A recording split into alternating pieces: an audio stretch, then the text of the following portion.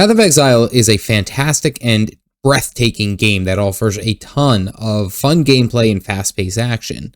I recently played through the whole story of Path of Exile and had an absolute blast with it. This video is a compilation of the complete new player's experience through the game every step of the way. So sit down, grab a cup of coffee, and listen into this crazy journey. So this is not my first rodeo playing ARPGs. In fact, I have held quite a fond place for them over the years, but Path of Exile really gave me a shot. Now, I had logged in once, years ago, playing only about 8 minutes. I don't know why I didn't stick with it, but this time I wanted to give it the honest go, delving into the depths of one of the highest rated ARPGs to date. And to be honest, I had one of the wildest adventures yet. So sit down, grab a cup of coffee, and listen in if Path of Exile is the greatest MMO I never played. Hold up! I get it, technically it is an ARPG, but there's a lot of players in this game too, and look, if Lost Ark can call themselves an MMO, so can Path of Exile. Anyway, I'd also like to take a brief moment to thank all of my sponsors here on the channel and on Patreon. I would not be able to continue working towards my goal of becoming a full-time content creator. I could not do it without your support. If you guys are interested in joining the Caffeinated cult, that's kind of what I'm calling it, check out the description below for more information. Booting the game up for the first time, I'm immediately met with this screen. I have 3 choices: Standard, Affliction, or Hardcore Affliction. The Standard seems very simple. It is a basic game mode with both Hardcore and Ruthless options. Hardcore, of course, is just that, 1 life, but here in the standard mode, when your character dies, it just then migrates to a standard mode. You won't be able to tout the "I haven't died before, you incels" machismo that goes along with having a hardcore character. Ruthless, however, is unique. It simply says item scarcity and then asks you to go to a website to find out more information. Well, that's just not foreboding at all. Anyway, upon searching the website, this seems ruthless. The only real item upgrades come from random mob drops, and even at that, that is incredibly rare. You cannot craft as efficiently, and essentially looks like you put your character at a massive disadvantage when engaging with the enemies of the world. This seems awesome, however, I opted for learning the game's systems first before jumping into something a little bit more difficult. The next 2 panels are talking about challenge leagues. These seem to be like the fresh start seasons with some new affect or feature that looks pretty damn interesting.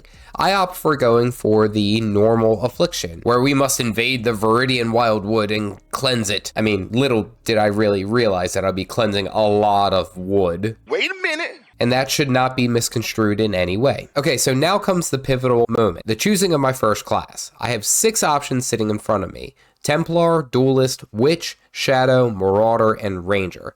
Honestly, looking at the Ranger, it kind of reminds me of Sonya Cage, not gonna lie.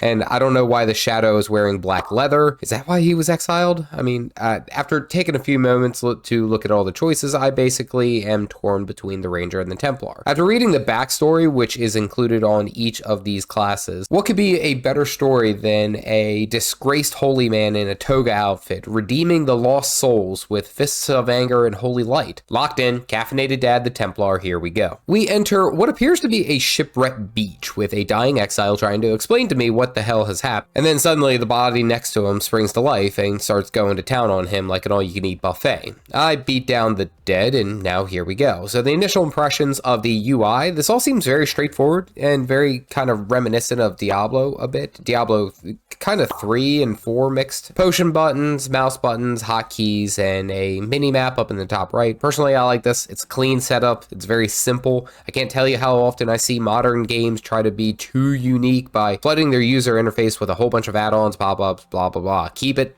simple. Just keep it simple, stupid. All right, so killing the zombies drops Glacial Hammer, which appears to be like a socket gem.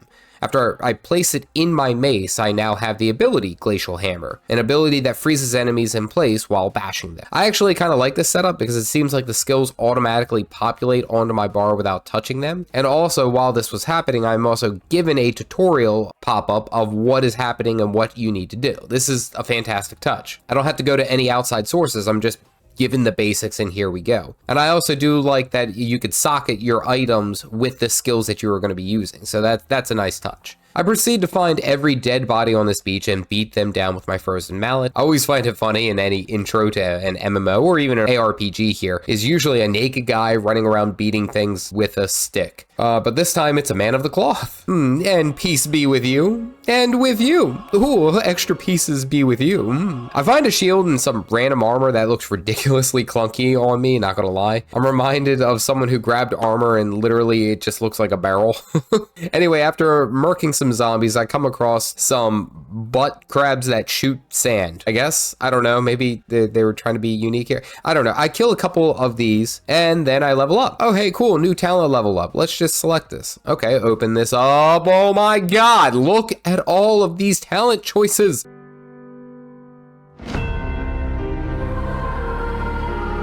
Literally, there are hundreds of them and they all go into different directions. This is intense. Not only that, it seems like every level up only gives you one. That means that this could go on for like near ever. I picked the first one that I think looks good, which adds some damage and some extra mana, but whoa. I'm taken away by the amount of options. So I go on and kill some more zombies and I fight my first boss that just seems like a bigger zombie. Pretty simple. Beat him down, except he heals and then he yanks a sword out of his chest, which heals him more. By the light, this guy's a beast. He grabs a sword from his chest and it heals him. That's all right. That's pretty badass. Pretty metal. Anyway, we go ahead and kill him and we are here in the first town, Lion's Eye Watch. There's a couple of random low-level players and a few high-level players, or at least what I can gather are high-level players because they have fancy skins. Anyway, I talked to this lady to sell some stuff, but it doesn't appear that there's any type of currency. It doesn't appear to be gold per se, or anything like that. Just scrolls of wisdom, which are also used to identify unidentified gear. Okay, that's simple, I suppose, but I can't really buy anything, so on we go. I grab a couple of quests here in the town and move out, and I'm ready to go. I also get a new skill called Smite. These skills being tied to the gems means you can customize any which way that you want for your own unique build. I mean, hell, did you see that talent tree? Good God, that's crazy. The customization here is going to be absolutely insane. And I could see that there being tons and tons of small niche builds that are just absolute killers. So I head up the coast, attacking a few more crabs amongst other critters and cannibals. Walking around, I equip a new skill gem called Purifying Flame. This shoots down a bolt onto the ground and consecrates the area, healing me for a short time. This is starting to become pretty cool because my Smite skill also grants me a shocking aura. Now I can throw holy light onto the ground, making it basically a defensive spot for me to stand on, while I'm bashing and shocking enemies all along the way. Great success. I mosey on down to Tribal Island to gather some medicine for the people of Lion's Eye's Watch, because of all the other people and players who were in town who were literally glowing angels of death. Yeah, they couldn't be bothered by it. Yeah, let's send the disgraced priest in a toga outfit to grab that shit up. Anyway, I get here and I fight this cool dude and I start taking some pretty serious damage, like a lot more than I thought. I actually have a fight on my hands here. He takes quite a bit to bring down, and then we grab up the chest. I go and collect my reward and they ask me to go out again to clear a fetid pool. So basically I'm their cleaning bitch, but anyway, I enter the mud flats and then this thing opens up, this massive hole in the ground. I have no idea what it looks like or what it is, but hey, I'm here. Let's jump down and start killing shit. I travel around here and I seem to be emanating like an aura that is causing all these little roaches to run away from me. I get a new power buff stat that seems to be collecting a bunch of these currencies, I guess, as I'm wandering through the wilderness area. After a while, I am teleported out and can no longer explore the Viridian Wildwood. In this short time, I do get a big old mallet. Now, I've assumed my role as a Retribution Paladin from World of Warcraft, just like every other MMO journey. I continue to fight random butt crabs and cannibals, which honestly is a statement I never really felt that I would say in conjunction, but I see this bar pop up and basically saying my Smite skill has now leveled up. It seems that as I am progressing through my experience bars, I'm also leveling up my skills autonomously. This is actually a really cool feature. So instead of forcing me to walk back to a skill trainer to level those skills up, they just kind of grow on their own. So I start postulating, thinking I'm kind of hot shit, and I stand 1 versus 1 against a boss level mob called Fire Fury. I was deleted in about 2 seconds. 2 seconds for this mob to kill me. I respawn and come back to take on this hothead, and we get through him. Then another skill is ready to level up. Pretty nice. I enter the mud flats and now I'm faced with another Viridian Wildwood to wander around into the dark, and now it's starting to kind of make sense. This is the seasonal area. It seems like every time that I enter a new zone, there is a Wildwood for me to jump into and wander through fighting different mobs and such, but it seems like there's different loot areas and they are all randomly generated. I kind of like this seasonal affect thus far, considering that it provides a new way to engage with your Path of Exile experience, but it doesn't necessarily make it the only thing that you have to focus on during the seasons. I like this. This is pretty cool. In my travels through the mudflats, I find a weathered carving. Now, previously I would have to sit here and listen to this whole story if I wanted to catch up all of it, but it seems like now all I need to do is just click on the stone and then it keeps playing for me as I continued on my journeys. It's like an audiobook for when you're slaying monsters with righteous fury. The 100-meter ring surrounds St. Mark's. As I am slaying these monsters, I have also found a few of these random glyphs that tell me that I need to gather all 3 of them and find a socket for them. Well, I find this socket at a random wall at the northern section of this map, revealing a new path of exploration, as well as a new waypoint. I don't know if this is story intentional, but it feels like this is just something that you discover as you were wandering. Honestly, I've loved this about Path of Exile thus far. It almost makes you rewarded for straying away from the main quest path.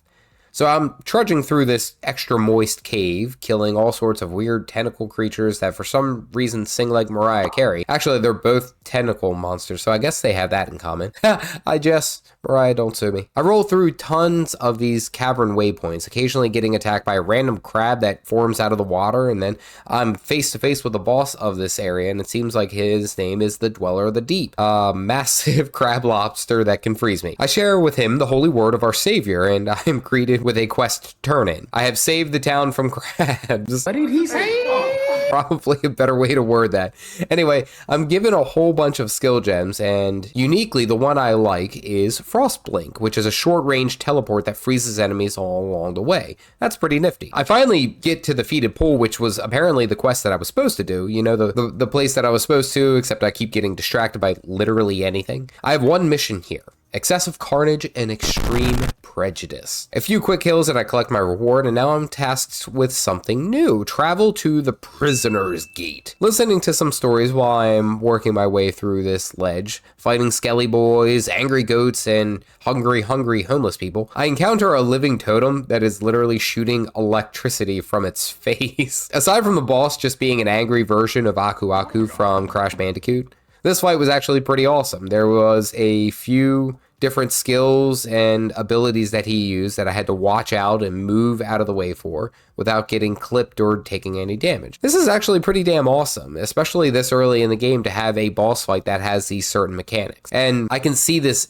evolving as the story progresses. I'm then faced with my favorite enemy in this entire game thus far, and is the most hilarious enemy that I've seen in a very long time.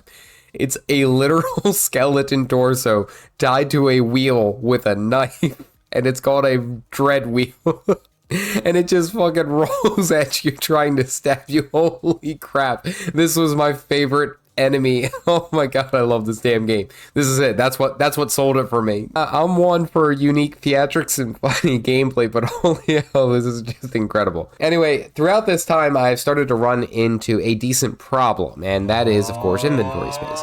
Now, I understand I get tons and tons of loot in this game, and it's an action RPG, so there's going to be a lot of loot, and that is fine. However, the problem I am running into is how frequently I am getting tons of loot. Basically asking me to return to Lion's Eye like every 5 seconds to either sell it or to just leave it be. Now, I haven't seen anything to expand loot bags or even pay for the convenience in the cash shop, but this is just a mild inconvenience at this moment. As me being a new player, I'm still not 100% on what is good, what I should keep, and what I should trash. So this is just something I noticed. Anyway, I blow through this prison. I had literally no problem. Everything melts in front of me now that I have a potion of speed as my third potion slot that lets me charge around extra fast, and it seems to be on a decently short cooldown. Pairing this with the Frostblink ability is actually pretty nice. I was missing this extra movement speed that allowed me to clear zones and areas quicker. In this zone, I come across this little puzzle that has me solving the Trial of Ascendancy. Basically, I need to run through and not get stabbed by a bunch of these spikes, but there's 6 parts to complete this quest, I guess. This is another thing I've been enjoying thus far, is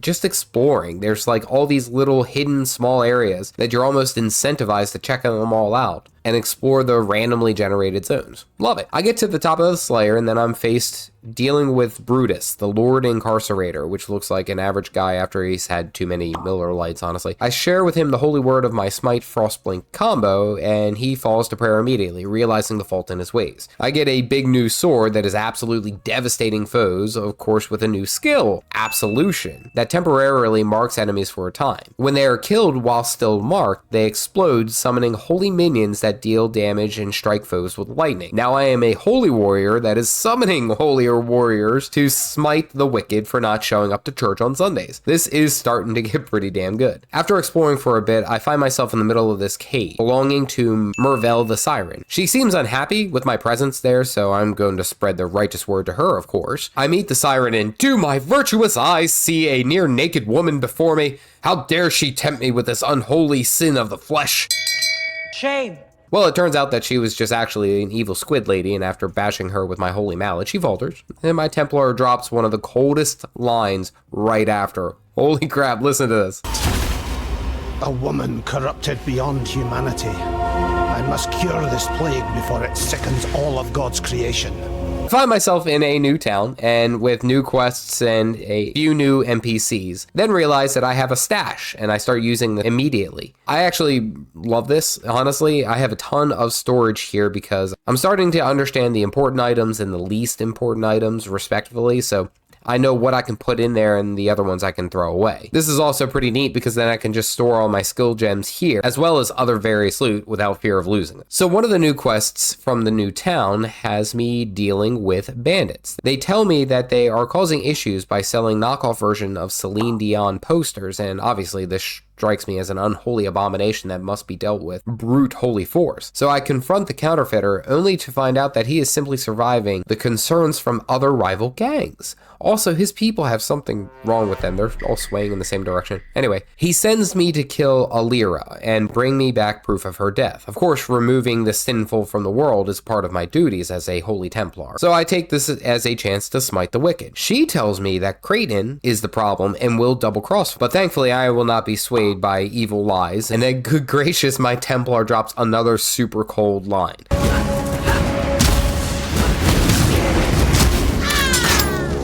You are thus blessed, daughter of God. He will show you what true friendship is. I return to Creighton to see what he has to say against the blasphemous lines used against him, and he says that we can join power together. What power is there here if not the word of the light? So I remove the sinner from the equation, and actually this happens very fast. I actually kind of laugh here because I look like I'm running late to a toga party, but I hit like a Taco Bell Gordita Crunch when you're drunk at 2 in the morning. I find the last of this bandit trio in Oak. Now, I legit look at this guy and I say, you know what? He wants to bring peace to the world. He might actually be pretty good. It doesn't really seem like he wants any shade or concerns with the townsfolk or any issues. But much like the Inquisition, I do not need much provocation to start this dude's day the holy way. Nobody expects the Spanish Inquisition. I dispatch him and the Holy Bandit trio are gone for good. All for the benefit of a old man that I barely knew, and I only met him like 5 minutes ago. It is just now how I realized so many nations believed Emperor Palpatine in Revenge of the Sith. I get an item from the quest guy who tells me that literally these 3 amulets fit together, and I briefly turned evil, so the normal thing is to keep it close in my inventory. Anyway, I progress through a few more quests, and then in one of my Viridian Wildwood adventures, I find the Primal Huntress. This is like the first NPC that I've run into here where I can actually talk to her that doesn't want to unalive me. Well, it turns out that there are specific specializations that are brought together in the Wildwood. I can either be a warden, a warlock, or a primalist. Each have their own unique benefits, and it seems like the major tie is to the affliction season. This is actually pretty cool because it adds on to your main talent tree as a separate tree, all the while having separate skill points. So you don't have to worry about spending your talent points from leveling here in the Radiant Wildwood stat specialization. They're 2 separate things. That's pretty cool. This is fantastic as I immediately go for the one that gives me more inventory space. Anyway, I continue working on exploration and I find another trial of ascendancy in this zone and I swiftly solve it. No problem. I get to the bottom of the Chamber of Sin inn, and I find an evil lady named Piety. Ironic. She seems evil. I don't know. She runs away like Skeletor, so I assume.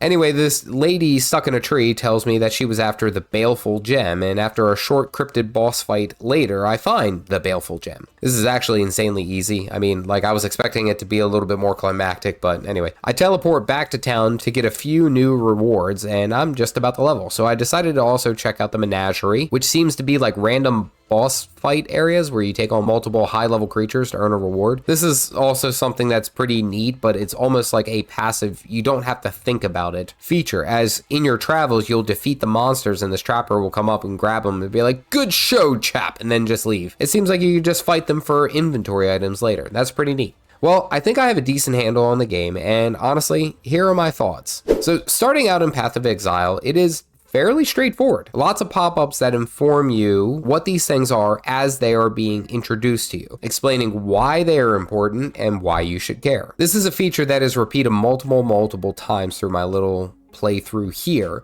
and I absolutely loved it. The class options on the surface seem fairly basic, enough for me to get into it, but after looking at the skill gems as well as the talent tree, oh my damn, that is a ton of customization. If you are a theory crafter, you're gonna love this freaking game. Now, I did not flip any of my pathing choices around willy-nilly, as I imagine that as you are leveling these talent trees and then reorganizing them, it becomes increasingly either more expensive or more difficult. So I was trying to avoid doing that too early. But the sheer amount of choices across the many different build paths, skill improvements, it is kind of daunting, actually. There are tons and tons of options, and honestly, as I mentioned, Theory Crafter's Heaven right here, which is much more than what I believe a normal MMO would be offering, because good luck trying to balance all that noise. I did like that the combat felt very smooth between attacks and skill usage. At first, it was a little bit boring and slow, but that quickly ramped up the pace after only a few hours. Now, I also have multiple skills to watch with buff timers that need to be maintained in kind of an aggressive fashion. Not only that, the skill usage and damage really capture the good ARPG feel. Bashing multiple enemies with a single high damage hit and turning everyone into a fine red mist. That was fantastic. I did like that the world chat was fairly active and many people were talking about, well, various things that I had no idea about, but it's a good sign of life in a game for me. The main story was a bit difficult for me to follow up and start, as it doesn't really provide any major hook for me initially, but honestly, this is very much compensated by the desire to progress levels, to have different talent points to fill out, as well as the exploration of this game. After the first few quests, I start to see the resemblance of a story, which is honestly picking up with this girl Piety, and that is a good reason enough for me to keep wanting to play. Let's find out what this lady's trying to do, still gathering up our levels and progressing this way. Overall, the reason that this may all be daunting for new players is that it can be a lot to take in. Now, I can say this about a lot of modern video games, but Path of Exile at least made it bite-sized and explained things with pop-ups, graphics, and little GIFs showing you exactly what's happening and how to do these things. But between the skills, the talent tree, and the massive amount of items, and then add on the seasonal challenge in the Affliction, it could be providing a bit overwhelming for new players. Speaking of the Afflicted, I actually like this on the normal spin of Path of Exile. It's pretty cool. Now, granted, I didn't play the standard version of Path of Exile. I've only played this Affliction season, but I can kind of understand what these affects are doing and what we're doing as I have played through it. It is pretty cool that in each zone you visit the Wildwood and you go for a little fight through some monsters. You can get some extra loot, some extra bonus skill trees and added effects. I very much thought that it was a good addition to not only change up the gameplay, but also offer a new reason to start over. So for veteran players, I could see why this would be kind of fun. After putting this time in, realizing that Path of Exile, despite not being a perfect rendition of what an MMO is, has provided some really relaxing and simple bashing overpowered fun. As much as I like challenges in games and dealing with incredibly tough mobs or complicated rotations, I also occasionally like just logging in and slaying everyone, decimating the whole server. Something about unbridled carnage with absolutely no bars is just satisfying. I would like blink and then 2 hours of slaying glory had already passed. I've been impressed with Path of Exile, and it is one ARPG that I'm glad is free because it's pretty damn fun. So I've been playing Path of Exile a bit more, and as many comments have said, I've only played about 1/10 of the first chapter of the tutorial's first starter mission. Did I get that right? Okay, so let's dig a bit deeper and see what I can do in this game. Path of Exile has a very large gameplay loop, and it's one that I've heard people playing hundreds, if not thousands of hours. I'll be a bit honest, I ain't really got that kind of time, but I wanted to see what I could do as a new player in Path of Exile, casually of course. Was it still enjoyable? Did the difficulty ramp up too much? Would my Templar ever find pants? And then it happened. The moment I understood Path of Exile and why so many people play this game. And this is how I got to that moment. Also, I'd like to take this time to give a big shout out to my supporters, those who are paying me monthly to be able to do what I am doing here. I could not create content at the rate that I am doing without your support. If you are interested in becoming a member and joining the Caffeinated cult, check out the link in the description below. So of course, spending quite a bit more time playing Path of Exile, I found some pretty neat upgrades along the way. I found my first hideout and discovered this crafting table, which is honestly pretty damn awesome. You random roll for some improvement stats and use some of the resources that you get, and it's pretty straightforward. Honestly, I feel like I'm going to have to come back to this more as I get better and better gear. I don't want to waste too many of my resources too early on. More importantly, I found 2 new badass gems. Reckoning, which when using a shield and I block, it causes an explosion of damage to that particular target. Then I found Val Cleave, which has 2 components, one being the main skill, which is just cleave, and then the other being a charged skill, so that after so many kills, it unlocks a hard-hitting ability. And it also apparently stacks cruelty, which seems like some type of damage modifier as I move through. I mean, this is all pretty badass. I like the idea of like a corrupted gem that has like an extra added effect. I actually found quite a few of these throughout my playthrough thus far, I think like 3 or 4. Of course, with this idea of using Reckoning and a shield, I decided that if I'm going to take a ton of damage from literally everything and be forced into melee, why not tank all of the damage and give it back tenfold? I rely heavily on my Absolution minions and other damage modifiers. However, it was brought to my attention in some of the comments that I may be pulling in too many different directions. In my first video, I went with a mix of spells, attacks, and minions, which is basically 3 different build paths. So I decided I would focus less on spells for now and more on minions and attack, while also reflecting quite a bit of that damage that I take back at their targets. I am now breezing through basically enemies all over the place, and this is because of 2 reasons. One is I'm a bit over leveled. Thanks to the Viridian Wildwood, I've gotten extra experience, making me be a few more levels ahead of the game. The second reason is because these damn minions hit so damn hard. The Absolution minions just absolutely truck everything around. It's a bit ridiculous. So here I go, traversing through Act 2. Coming toward the end, I am asked to climb to the apex of a pyramid because somehow I turned off the lights everywhere and the Val is corrupting energies pouring out from the pyramid. And then this guy's starting to blame me like, oh, it's all because of you. It's like, dude, I don't have pants. What do you mean I turned off the sun? Well, anyway, I climbed to the top of this pyramid after rushing all of my minions, literally lighting everything on fire to get to the apex. I actually take a look at my skills, and there's this handy dandy DPS rating that I never noticed somehow. I had no idea about this, but hey, that's pretty cool. And it looks like I'm not using the highest DPS skill, so I switch it, going from Cleave to Smite. After reaching the room right below the pyramid apex, I need to do a gear dump. I'm too overloaded, and I'm expecting there to be a bunch after I fight whatever's at the top of this. If you're climbing a pyramid, you know that there's something there that you got to deal with. If you're going up or down, you're going to fight something. And this was it. This was the moment that I understood Path of Exile. I get it. I took a look at my gems, moving things around, and I noticed this little bridge between the sockets. Then I take a look at some of the skill gems that I have, and some of them are support. At first, I thought that as long as they were in the gear somewhere, that they apply their support buff. That is apparently not the case. They need to be directly linked to whatever ability that they can positively affect. Meaning if they are linked together, they will add their modifying effect to whatever they can touch. The reason I wasn't pumping out super amounts of DPS is because I was all over the place with my sockets and place holdings.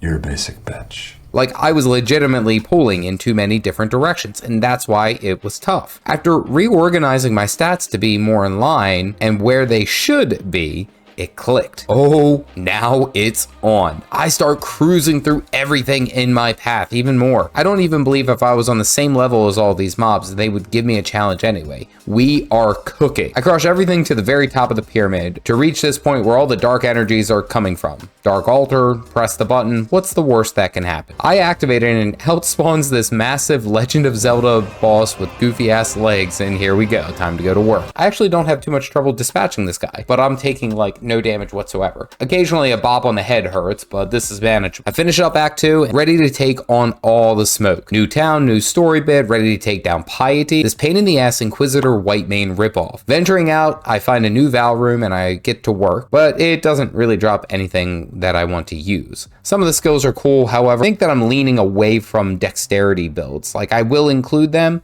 and I will have green gems, of course, throughout my gear, but more focus on red and blue for right now, I think. As for my build, I took advice of some of the comments that had suggested that I should focus more on defenses and resistances, as once we get to certain points in the story, the damage will ramp up significantly. I look specifically for shield upgrades, as well as to fit more of the playstyle that I'm looking for. Kind of like a Thorns reverse damage, I take it, but I give it back to them kind of thing going on here. I found a new Trial of Ascendancy, and now I'm getting pretty close to completing it. I did do some digging on a website and found out about the sub-specializations that are tied to each of the classes, and this is actually really cool, and this is something I'm focused on now. To see the Ascendancy growth and add a new flavor of customization, I mean, come on, like, who doesn't want that? And anyway, I'm looking for Tollman, this dude who got sucked into the thirst trap that is Piety. After getting basically to the end, I'm joined by a random person from chat, and they drop off 2 unique rings and then just straight up dip.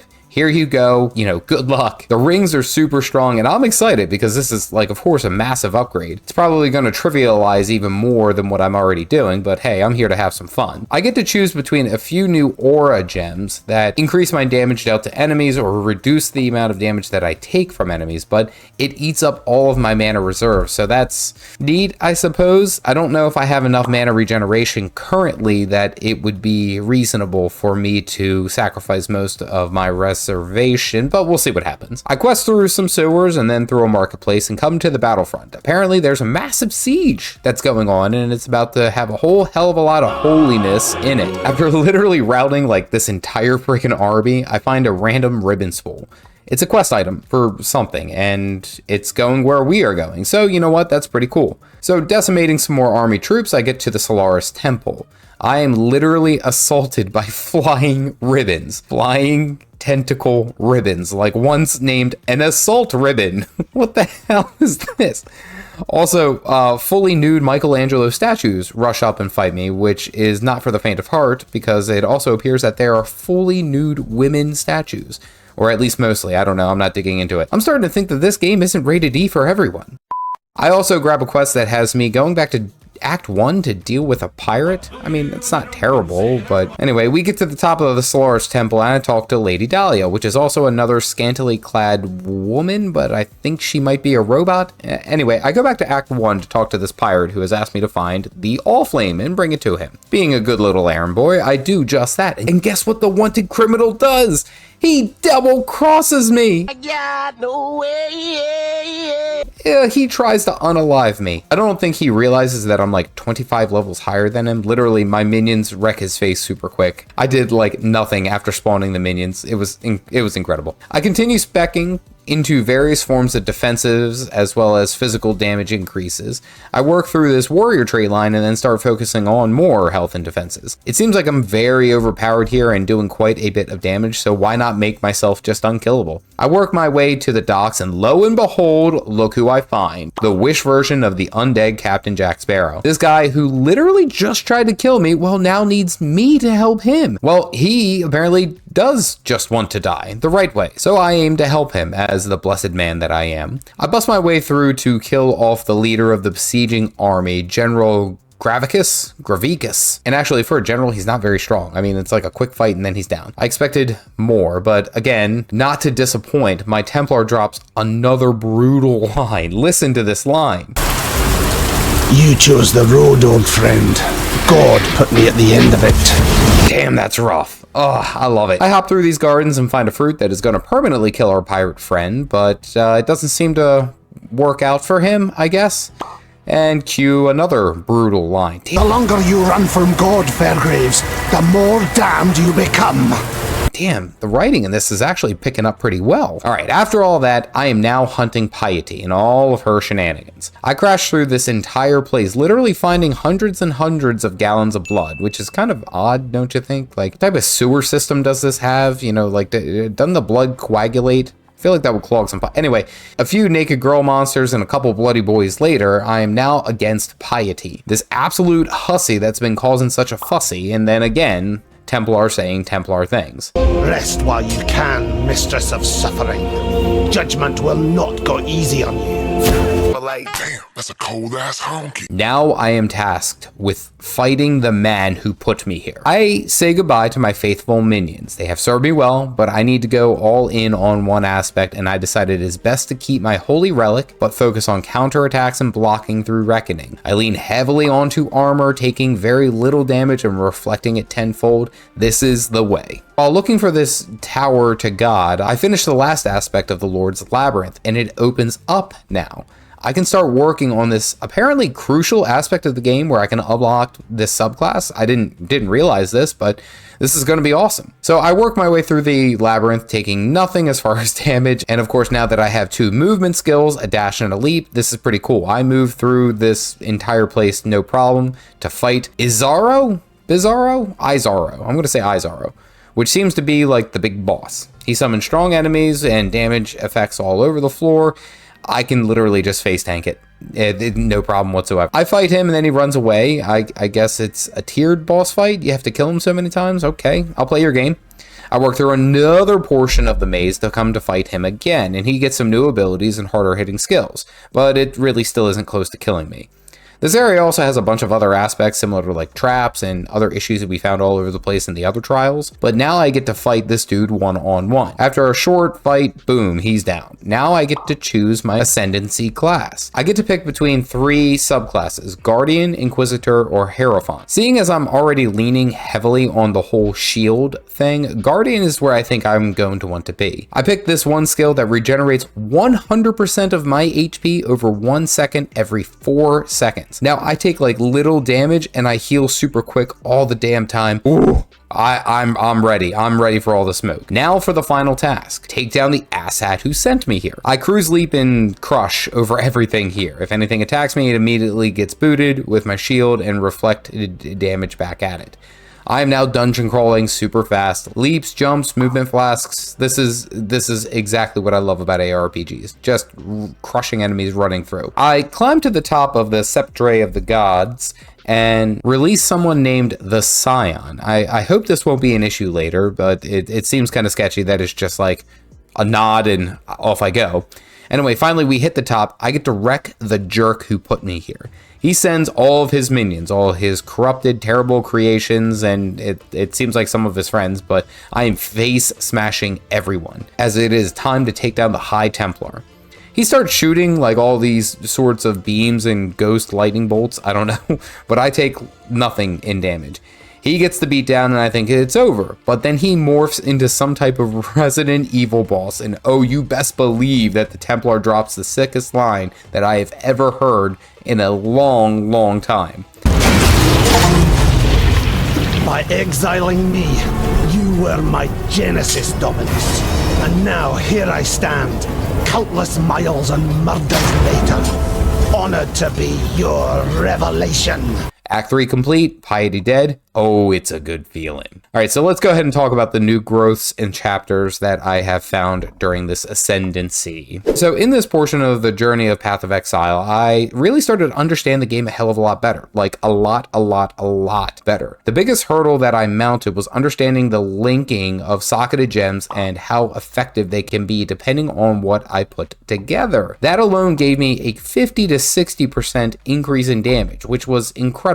The second thing that I picked up is that I certainly understood what players meant about building for survivability. It truly makes a massive difference having an extra 15% elemental resistance, especially when a mob hits you with the shocked ailment. Now, the even bigger truth came when I finally understand the idea of a focused build versus just picking the traits that I thought were pretty cool. Actually setting up skills, passives, and working them together and flowing them into a build of what I want to be in this game is more than I had ever hoped for. This was fantastic. I am loving the idea of my Thorns Templar build that utilizes a shield, reflects tons and tons of damage, all the while I'm tanky as hell, not to mention the crazy amounts of life, regen, and mobility. I am able to speed through areas and levels without ever really having a single mob be able to take me down, which in my first episode, I did get chunked quite a few times, actually. I'm starting to get that really, really good ARPG vibes, and it's great. I'm here for it. The story is actually coming together pretty nicely. I'm not going to lie. At first, I thought it was going to be kind of slow and meh, based off of my initial impressions, but now I'm seeing how good it can be. Not only tracking down and killing Piety, but then jumping on and killing the demonic High Templar who, guess what, was the asshat who sent us here in the first place. Like, holy crap, this story is actually turning out to be pretty well despite its, slower start. One comment I read suggested that it's like a slow burn, and it takes time to get where it starts picking up, but once it does, it is really good. Now I am only moving into Act 4, and I believe there is still plenty of storytelling left, so I'm excited to see where this gravy train will grow. The last thing that I loved was the Trials of the Ascendancy and picking my subclass. That adds an extra flavor onto your main class. That is just so damn good. Without knowing the Guardian existed, I was already baking together a build that was going to be a tanking powerhouse that was only complemented further by the Guardian subclass, and this isn't going to be taken down easily. Now I can really fit the vibe without any major concern. I mean, 100% of my HP regened in 1 second every 4 seconds. It's kind of OP, right? Not to mention the armor and defensive stats. It has been an absolute blast. I plan on trudging through the rest of the Path of Exile story, getting to the glorious endgame that so many players have told me is the crown jewel of this storied ARPG. I can't wait. At this rate, this damn game can't surprise me. I mean, I've gone from a pantsless homeless man to an eldritch god-beating savior. I mean, right? Well, I was wrong. Hold up. I know nothing about this damn game. And after continuing my first playthrough of Path of Exile into Acts 4 and 5, my perspective has completely changed on this game. And here's how I got there. So I first start this leg of the journey looking at my build. I knew my passive skill tree would be important, but I find myself staring at the screen more and more. Not sure if I'm going the right way, or perhaps I should go into a different direction, or even if I could, I don't really have enough orbs of regret. My Reckoning build has been doing me some great justice, reflecting attacks back at enemies as I block them, and paired with that, I also deal a massive chunk of extra physical damage. I have an aura that causes mobs to take more damage when they are standing too close to me, and then even utilizing my Flame Dash and leaps to traverse around and jump in and out of danger, it's been pretty effective. But I started noticing with some of the mobs in Act 4, I'm not as effective as I once was. My build has been oriented around tanking and deflection, and now I am starting to take some real damage. While the physical damage is very low, like minimal, certain elemental damage sucks down my HP faster than a frat boy discovering something other than natty light. It seems like it is mainly chaos damage that hits the hardest, but sometimes other things really hurt, and I'm starting to see the cracks, which is concerning. So I enter the High Gate to get some new zone questing going on and progressing the main story. I meet Nico, who I immediately distrust because he seems shifty, but hey, what the hell do I know? Since the last act I trust a scantily clad gem lady, and it kind of worked out. Honestly, Nico reminds me of a kobold from World of Warcraft, to be honest, but anyway. Oh, and hey, here's my scantily clad gem lady. How serendipitous. I mean, I'm sure the Templar is bound to some order against sins of the flesh, but pretty sure she's just made of gems. Anyway, we're at the base of this mountain. We need to go in and get inside, which probably would be nice to have some sort of digger, someone who could delve the depths, who has a candle on his head. Anyway, well, only after beating down this Emperor of Purity. Really, they're just giving titles out nowadays. I beat this guy down without breaking a sweat because I am hunting down the Eternal Nightmare, which I thought was Dominus with his nightmare appearance, but he maybe was just another pawn. Like, I may be bad at chess, but I'm pretty sure there's only so many pawns on the board. I'm just saying. I find my gem lady at the end of this tunnel after being teleported there by a kind soul. Now I have to venture down 2 different dreams. Now I'm going into people's dreams. This game has layers like onions. Lots of layers. You get it. We both have layers. Well, I traverse this arena to fight Duresso, the King of Swords, who is a pushover, really. I can stand in everything he throws and eat all the damage without a sweat. Now I go into Koam Stream, which is literally hell. Like straight up hell. This is what hell looks like. A couple of weird mobs and creepy totems littered everywhere. Why is there like no in between? There's like mobs here that look like they would be a part of the Legend of Zelda series, and then others that look like they are the final boss of Resident Evil 7. Ooh, watch out! The totem will eat your soul! I miss my Skelly boys with the cartwheels. Anyway, we fire the death laser, and now it's time to take down the beast within the mountain, I guess.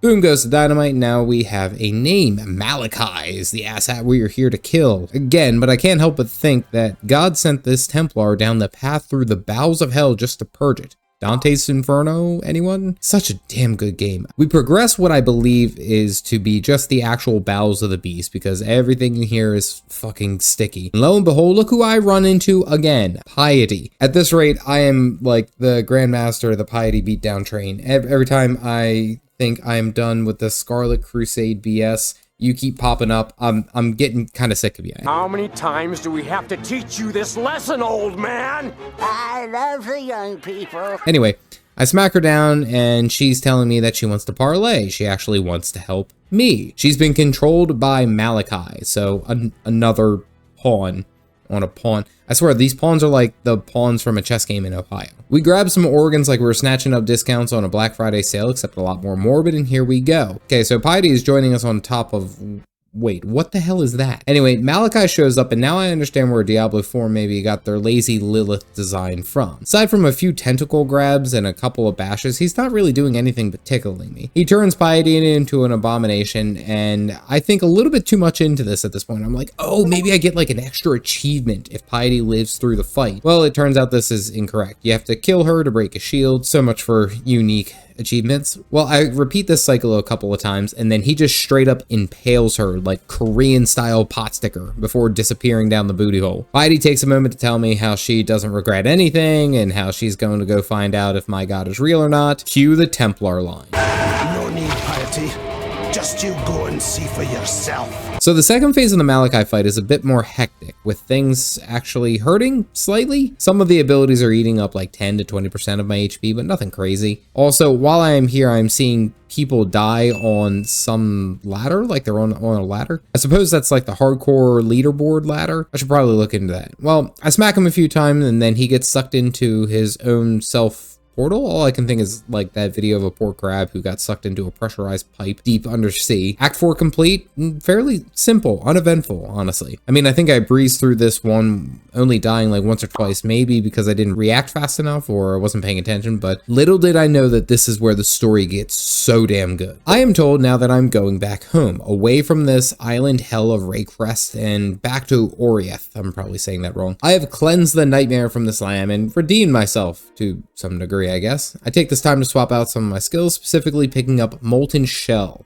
which I have the Val version of. Let me tell you, it is so damn good. Reflecting damage and then exploding, giving me armor, I love it. I also pick up a few war cries that let me stun targets and deal a little bit more damage with my attacks. And this build is evolving a little bit, and I like where it is going. And here we go. We return to the slave pens for the exiles, and now I am about to bring judgment to those who have hallowed faith. So as a Templar, apparently I was exiled already because I murdered too many people, and now coming back as the savior, what's the first thing I do? Yup, I start murdering everything again. Literally, I'm back in the slave pen for like 2 seconds and I kill 100 guards and enforcers, but like, what if they're just like someone's dad working a 9-to-5 job to pay for his family? What if it was like an aspiring young soldier who needed to work in between jobs to make ends meet? Nope, here comes the holy freight train to fuck you to enlighten your choices. Good God. But don't worry, these are people who are just lacking faith. Every last one of them. Don't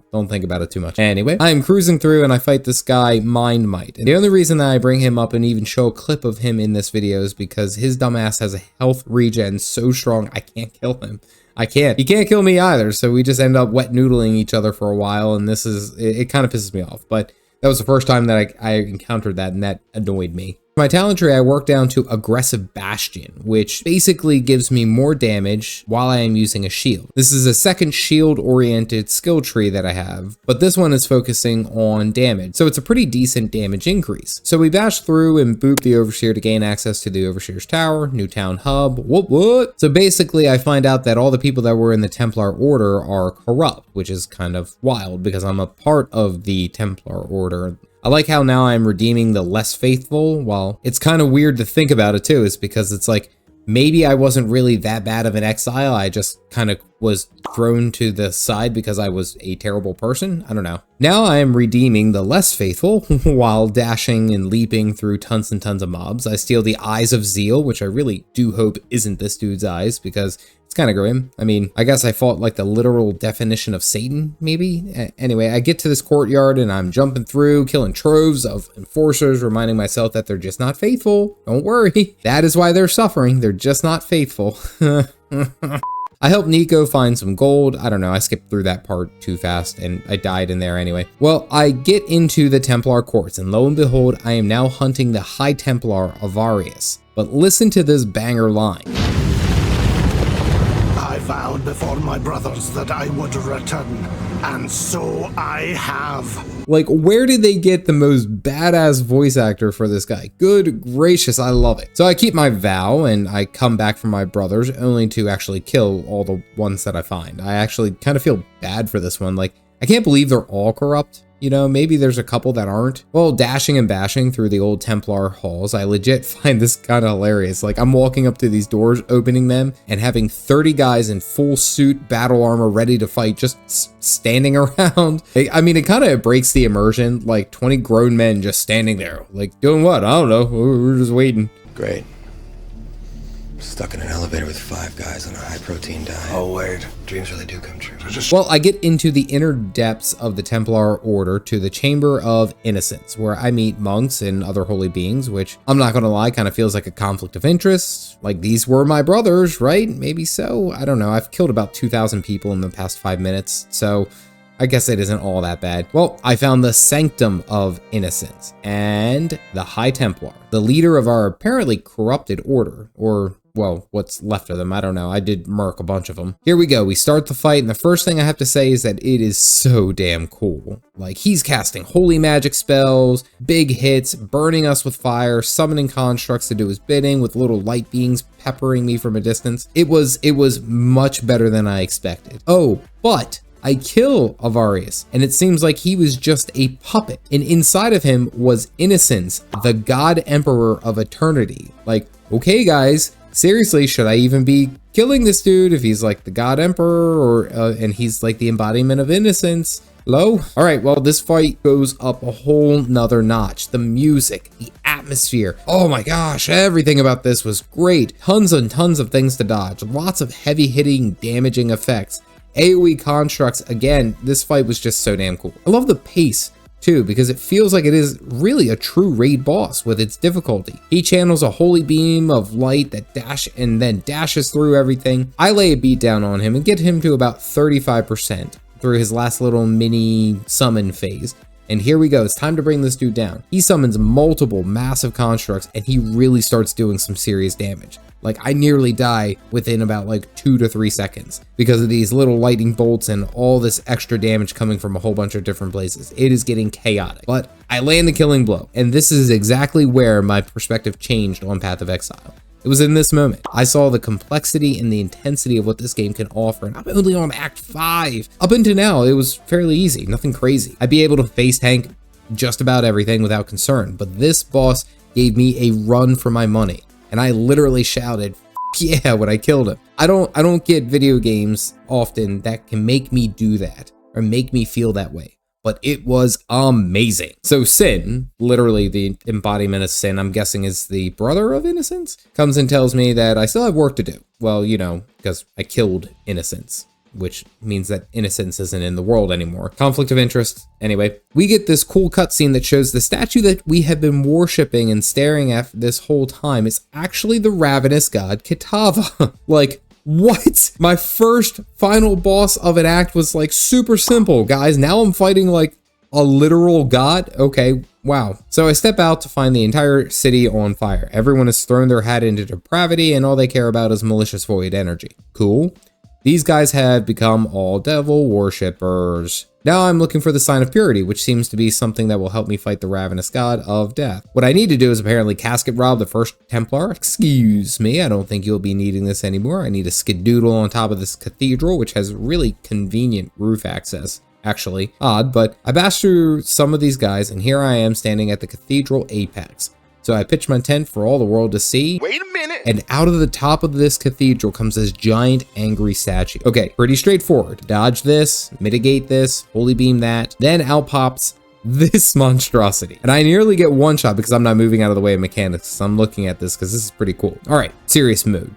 Let's bash this bastard into submission. I'm putting out some serious damage onto him and out pops his heart. And guess what? He's about to have a heart attack. Well, he scoops his heart back up like I scoop up my pride after eating 3-foot-long wieners at a hot dog stand, and we rinse and repeat this dance a couple more times until the purity blast hits him so hard he actually metamorphosizes into his final form. Cell Saga, anyone? Well, his face blast literally destroys the sign of purity and I die. No, come on. I was whooping this thing's ass. Don't give me the damn programmed death, the scheduled death. Well, Sin tells me I gotta go back to the island of Raycrest because everything is on fire. I was here for about like 10 minutes and I ruined everything. So that's on par. So end of Act 5 finished. Let's talk about it. Okay, so this leg of the journey was absolutely amazing. It blew my socks off if I were wearing them. Like, it took everything I was expecting from this game and just threw it out the damn window. Good God, the boss fights in Act 5 were just amazing. I gotta say that thus far, the Holy Boy of Innocence was such a damn good fight. The story is really getting to a good stride here, especially because how I'm a redeeming Templar coming back to my old order, only to find that it was hollow and full of crap. Oh yeah, let's take on this ravenous god of death that we apparently have all been worshipping incorrectly. What a damn good time. I did notice that there were some cracks starting to show in my build. I'm starting to take damage from things that I didn't previously take damage from. So I suppose I'll need to work on some of my build and find ulterior ways to make myself either beefier or be able to kill things faster. I did find quite a few new unique tan items or orange items. I don't know, but they appear to be the rarer items. They seem to have like unique qualities that would work for specific builds or the correct build. But all in all, it is nice to see that there are higher quality items still dropping for me and that it's actually starting to happen. I hadn't seen it up to this point. My gear really hasn't changed all that much, but the big changes are really coming through my build, and I will have to say that I have had a massive improvement of my DPS, especially utilizing Smite as my main attack. Not to mention the shield and all the other defensive capabilities that I have integrated into this build. The fight with Innocence, however, I really do have to bring up again, is really what changed my perspective on this whole damn game. I'm only halfway through the campaign, and it has drastically picked up into a wild ride. And the boss fights are becoming one of the most favorite parts of this game. I love this. I'm having such a great time. They offer the fast gameplay and reactions, but also like satisfying victories after you persevere. And it definitely has me now looking at Path of Exile in a different eye. I want to see more and more of the hidden beauties of this game, and I'm paying attention to the things that I wasn't looking at previously. I definitely am going to have to continue this journey and see where the next leg of my Pantsless Templar's Odyssey will take him. In a game that has so many systems and extra less obvious features, it's easy to miss something small, perhaps a line of text after defeating a big boss. And this little something has now made the game 10 times harder. In my first time journeying through Path of Exile, I have now been progressing through Acts 6 and 7, and let me just say, it is absolutely wild, the difficulty spike between the previous acts and now. Despite my Templar being near full tank oriented reflect build, it is absolutely getting chunked. But nothing prepared me for how Act 7 ended. Here we go. So my first steps back into the Exile Island, and it's actually pretty cool coming back and revisiting these places with quite a higher bit of difficulty, needless to say. You get to see where the first NPC who tried to tell you anything useful gets snacked on like a $1 Costco hot dog. Almost map for map, there are exact layouts of the Act 1 areas, but there is something afoot. It seems Nessa, one of our initial townsfolk, like the mother of this little ragged group of exiles, has been kidnapped by someone called the Brine King. And let me tell you, if it's not a pirate of some sort, I'm just gonna be pissed. Game's ruined. I don't want to hear it anymore. It's like the perfect name for like a pirate captain or a lord, the Brine King. So anyway, after dashing and bashing into the mudflats, I start seeing these tree people, clay people, not quite sure what they are, but it looks like someone got halfway through making some clay pottery people and said, why am I wasting my life? After smashing so much pottery it would make Link blush, I run into someone called the Dishonored Queen, and let me tell you, she is literally pushing my face in. Like, what the hell? I have super high elemental defenses. Like, all of them are at 75% or higher, save for my chaos, which is probably why I'm getting my ass kicked. She's literally devastating my health pool faster than I can replenish it. Well, after some awkward dancing and kiting around, I kill her, but now I'm really scared, because that wasn't even a boss. That was just a random NPC that I found out in my travels. Like, I do expect bosses to be able to beat me down quite a bit, and I have to pay attention to what I'm doing. But that was just an absurd amount of damage. It's so much that I have to check my resistances to see what the hell is going on. Everything else is fine, except for my chaos resistance, which is now -30. Where the hell am I losing 30% chaos resistance? Well, I dance around a bit more looking for Nessa, and I find her in a pond, and it seems like she was kidnapped and turned into a mermaid, because that makes sense. Okay, so the King of the Brine is looking less like a pirate and maybe an Aquaman. I'm optimistic here. I mean, not a terrible boss, I'd imagine, but anyway, I am looking for someone also known as the Father of War, who seems to be the leader of our clay people. Okay, so here we go, wrecking his fortress like the Kool-Aid man on cocaine, until I open something called the Abyss. The only reason I know that it's called the Abyss is because I got a little Abyss pop-up that appeared. Well, I start fighting some of these mobs that pop out, and they seem like straight up hellspawn. I mean, there's no other way to put it. It seems like I should go out and actually read up on this, because this is probably important, but some of them hit pretty damn hard, and that is further concerning. Well, I enter Tucahoma's? False. Tucahoma's? No way. Oklahoma's keep. Incorrect. And I met by a flaming clay person, but did anyone notice his top bun? He has a top bun. Did you pick that up? Can't be on fire if you're not on fleek. Well, it seems like I have a true boss fight here, as he summons lots and lots of little fire totems and a massive oscillating one in the middle. While it doesn't deal massive damage, it deals heavy, consistent damage, which just straight up drains my health far quicker if I just stay in it and eat the whole thing, so I have to keep moving. This is also met with spike damage from Oklahoma's doing. I take him down to about 50%, he summons protection totems that must be killed before he can be damaged again. This basically means that I have to keep moving and dodging, and it just eats up a long period of time, delaying the inevitable. He hits hard and lots of fire, but I win out. Sin shows up to suck the soul out of the dead guy, like Shang Tsung in Mortal Kombat, and then I'm greeted with the Pantheon panel, which appears to be a collection tab / passive tree. It seems that as I hunt down these rarer bosses and creatures, I can unlock different passives that aid me. Tucahoma's passive is a physical damage reduction for the longer period I am standing still. That could be very beneficial, but now I have to move so often I can't straight up face tank everything like I was doing before. Wait, isn't the Marauder a Karai? Great, now I've pissed off the mountain from Game of Thrones. This one quest here, the Fallen from Grace, has you going around killing the nobles in the Twilight Strand, which the Twilight Strand is the very first place that you start your Path of Exile journey. It seems like after I made the big oopsie doopsie of releasing the Devouring God on our homeland, they drowned in a shipwreck trying to get to the Exiles Island. No moral issue here on my part. I mean, they chose to go sailing. I can't blame them for the seas being a little bit chunky on this journey. I also find a smuggler's cache that asks me to show the rogue marker to someone in town. Well, I finished killing all the mobs, and then I get to talk to Lily Roth in town, who kind of ferried me over here after the previous act. I get the tome, yeah, but what's really cool is I get access to like every single gem in game, and the gems seem to be broken down by skill, how they are activated, and even different tabs for active and support gems. This is awesome. I can literally work my way through it to find which fits best where, and also compare and contrast against gems of my current build. Also, there's a white gem slot. I guess that means that it's like chromatic. It can fit fit a bunch of different ones. I don't know. I'll have to look into that. Well, I check out the rogue marks and it opens up a portal to the Rogue Harbor. Wow, what a unique name. Like, it's a special area that has a ring of thieves that have unique strengths and weaknesses. Like, this one's a lockpicker, this one is brute muscle, this one's an engineer. Pretty Ocean's 11 if you ask me. This is pretty neat. So I do my trial run and I'm put into a bunker that is filled with tons and tons of guards, and I'm supposed to steal the urn of Farad. Farud?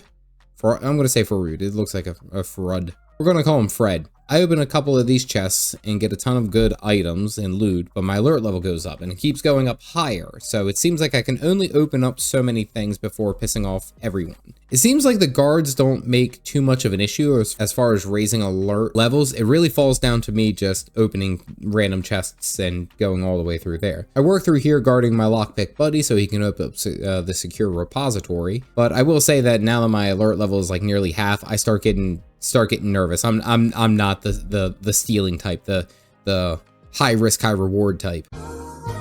I need to go and finish this contract before I raise the alarm so I can get the urn, and then I realize that, oopsie, I accidentally just committed a crime. Ignoring the 10,000 guards that I absolutely obliterated in the past 5 minutes, I stole something, and that's thievery. It's not part of God's will. So now I break for the exit, and I have to get to the end of the tunnel where I started before I am overwhelmed by guards that are here. So anyway, I just rushed through everyone. Like, I just jump over them, dash through, and it's really no issue. They can't pin me down long enough to deal enough damage. I have strong mixed feelings about this, actually. I legit just committed multiple felonies amongst murder, but ooh, I got some good loot, so. The boulder's over his conflicted feelings. Legit, I can really see this as being a cool thing that kind of happens randomly. You find the smuggler's cache, you get a contract, you can do this little heist, just like an extra mini game subsystem, different way to do some loot. But I will say I was never really good at any Assassin's Creed game. I just liked going in guns blazing and calling it a day. Well, I head to the title strand to pick up a book for one of the townsfolk. Cue annoyed Templar line. Gods and evil beset humanity while I pick up papers. I go back to the Korai fortress and I find Gwenenen, who has tasked me with putting up some explosive charges. Like, you just met me and I look like a Roman legionnaire and you assume, yup, he knows the inner workings of demolition. Okay, well, this lady accidentally summons a whole horde of undead enemies to deal with, but luckily they're very easy. In a couple hits, they're done. She seems like a place where I can go and vendor some extra loot by gambling based off of the artifacts that I find, but I don't have enough artifacts to actually do anything here, so. Oh great, another system I can't participate in yet. Well, I hop through the rage and I get to my favorite mobs again. The return of my dread wheels.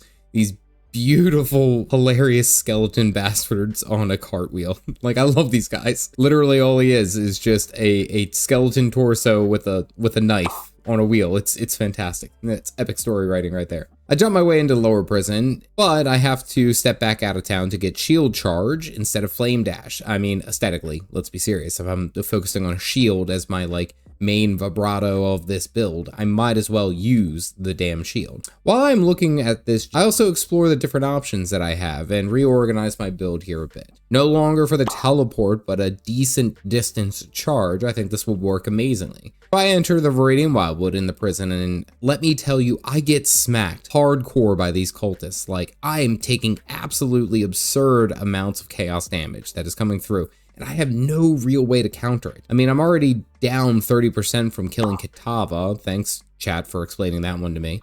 But I had none anyway, so I am now getting wrecked by these mobs. They just hit so damn hard, so I have to kite and dance and run around to avoid dying. Chat here was desperately trying to tell me the different ways that I can build chaos resistance, but it seems that there's very little that I can do at this point, or really necessitates that need. I work my way through here collecting another Lord's Labyrinth puzzle, but this is actually exciting because now, once I have finished the Ascendancy trials and do another Labyrinth to progress my Guardian build, I'll be a little bit stronger.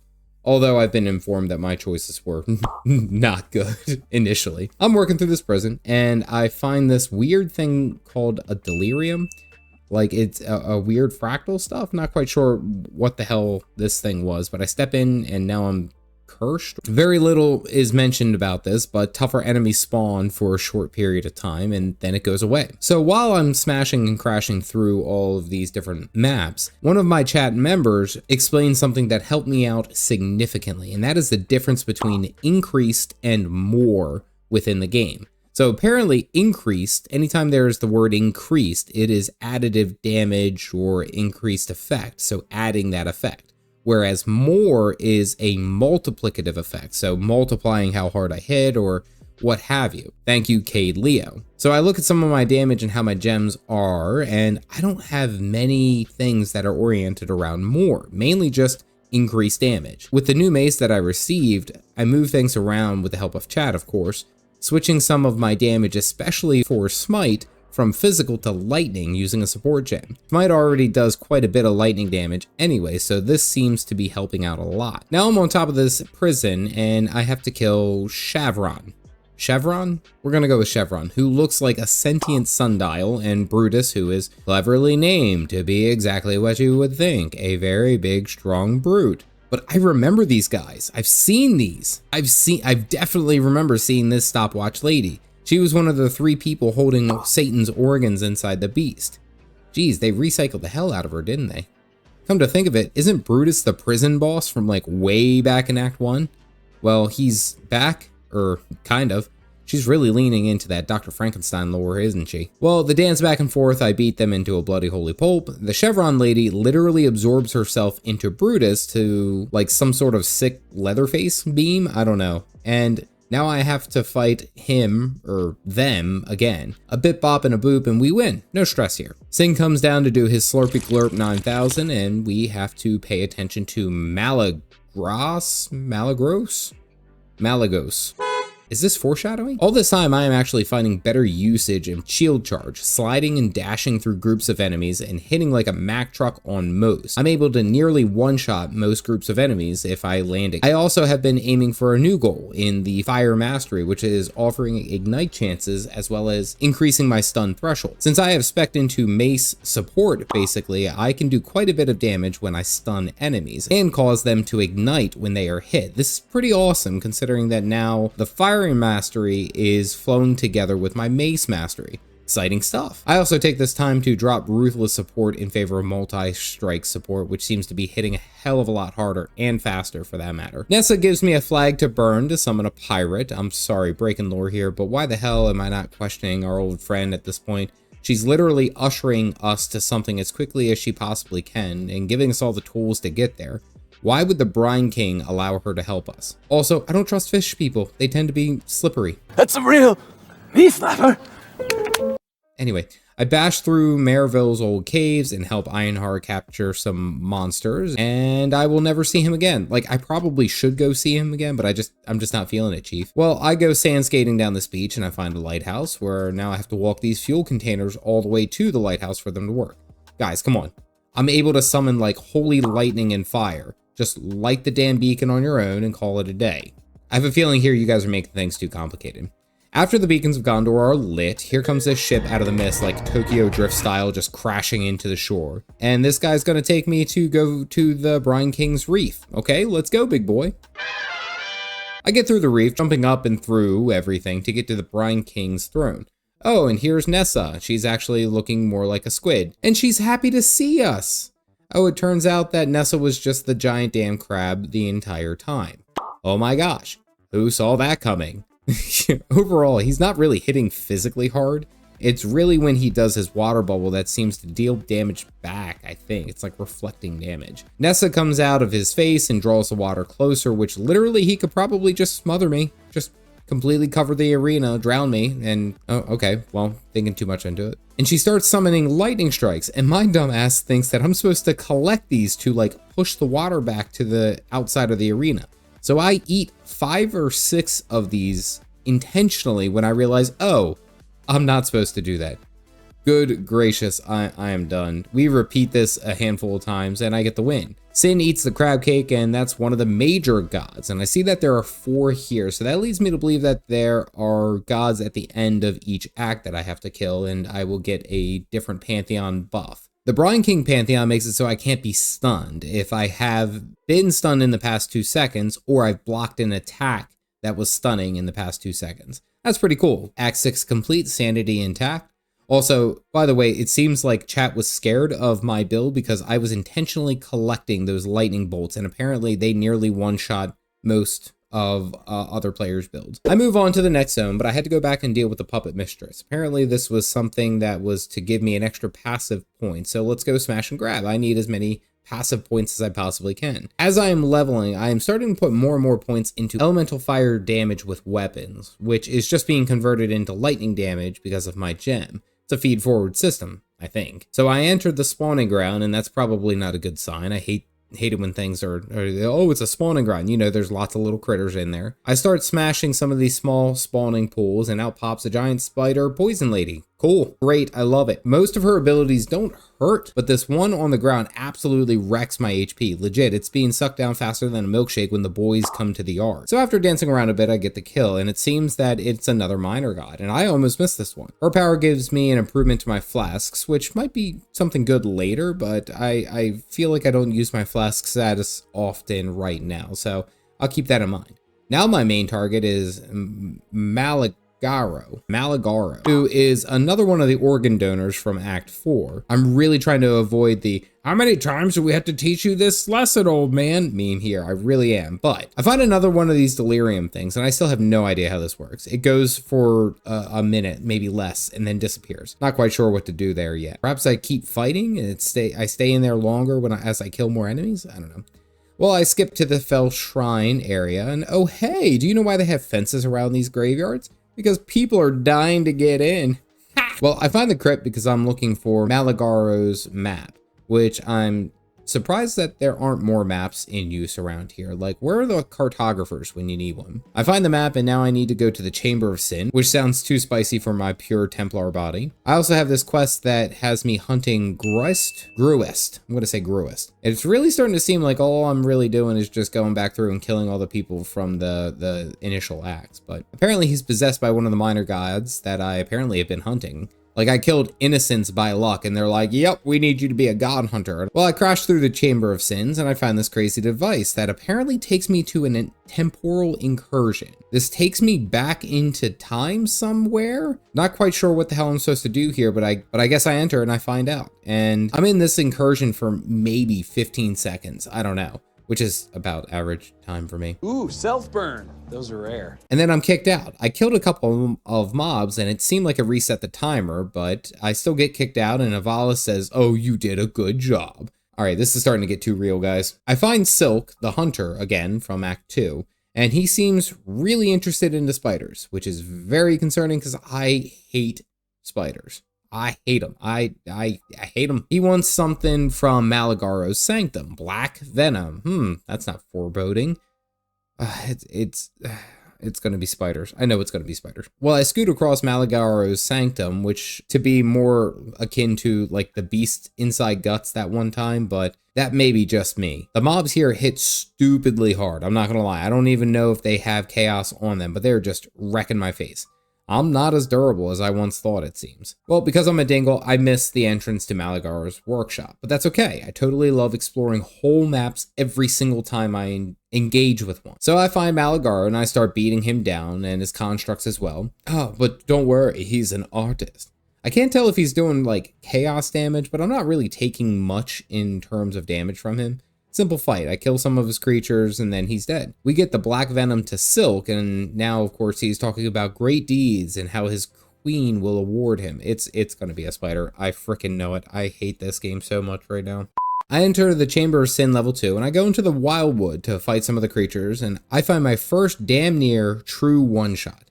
Like, I get absolutely smoked by this cultist. The chaos damage has gotten so crazy, and honestly, I find myself not going into the Wildwood to empower the mobs because they're trucking me with this chaos damage. It's actually becoming a bigger concern than I'd like to admit. Well, as I'm going through, I pick up another Trial of Ascendancy, as well as a new hideout, which is pretty neat. And now it seems that I'm back where I first met Piety, and now I get to use her secret back door. I think we all know where this is going, so let's just skip to the end. I find the back exit into the forest encampment through this field, and now I get to kill Gruest. Grust, the giant angry guy from Act 2. And sure enough, there is a many-faced totem that just looks like it's leaking bad auras with bloody heads. Grust isn't much of a fight, honestly. But after I defeat him, when Sin comes down, Sin absolutely nukes the entire village, like straight up murks like 1,000 people with one hit. Alright, so this new minor god gives me a bit of extra damage reduction against physical as I'm moving. And that's neat, I suppose, but it's probably not as strong as my flat damage reduction. Well, Yena back in town is sad because apparently she really liked Grust. But well, hey, he's the one who went ahead and got possessed, so not on me, I suppose. She wants me to place his necklace at a shrine at the top of the northern forest as a memento. Like, do y'all realize I'm fighting gods and demons here? Why am I your personal errand boy? Jeez! I place the necklace and the Templar deals out another sick line. Roost. If you find your gods lacking, the true Lord still awaits. I couldn't quite figure the right area to go, so I went into the only area that I could find, which was the Dread Thicket, which apparently I have to find fireflies that are littered all the way around this place. Okay, so cool, let's go and grab them up. After not turning on the Wildwood empowerments, I must say I'm having a better time staying alive. Most of the mobs only tickle, they don't completely one-shot me now. I get the fireflies, but I find the Den of Despair, which is 100% a place where you would go to find a boss.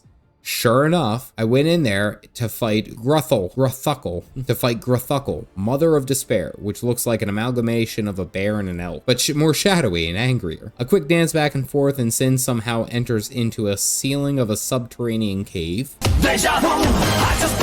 Anyone gonna point that out? Anyway, her god power is nice, which is a flat damage reduction for taking damage up to 5%. Which is pretty great considering that I am focused on taking damage and reflecting it back. Now I'm on the final quest. I am on the quest of Mother of Spiders. Silk has been persuaded by a damn spider, and I guarantee it's going to be a giant ass spider, lots of webs, because me. That's why. This game hates me. Okay, so I leap and jump all the way to Arakalis temple entrance. Yena wants me to use the fireflies on the webbing entrance. Well, she somehow absorbs the fireflies and turns into a fire kitty, or perhaps this is a paid endorsement by Firefox web browser. Anyway, we are in the Temple of Decay, which, as you guessed it, nothing but spiders. Everything is covered in webs and grossness. God, why did he do this to me?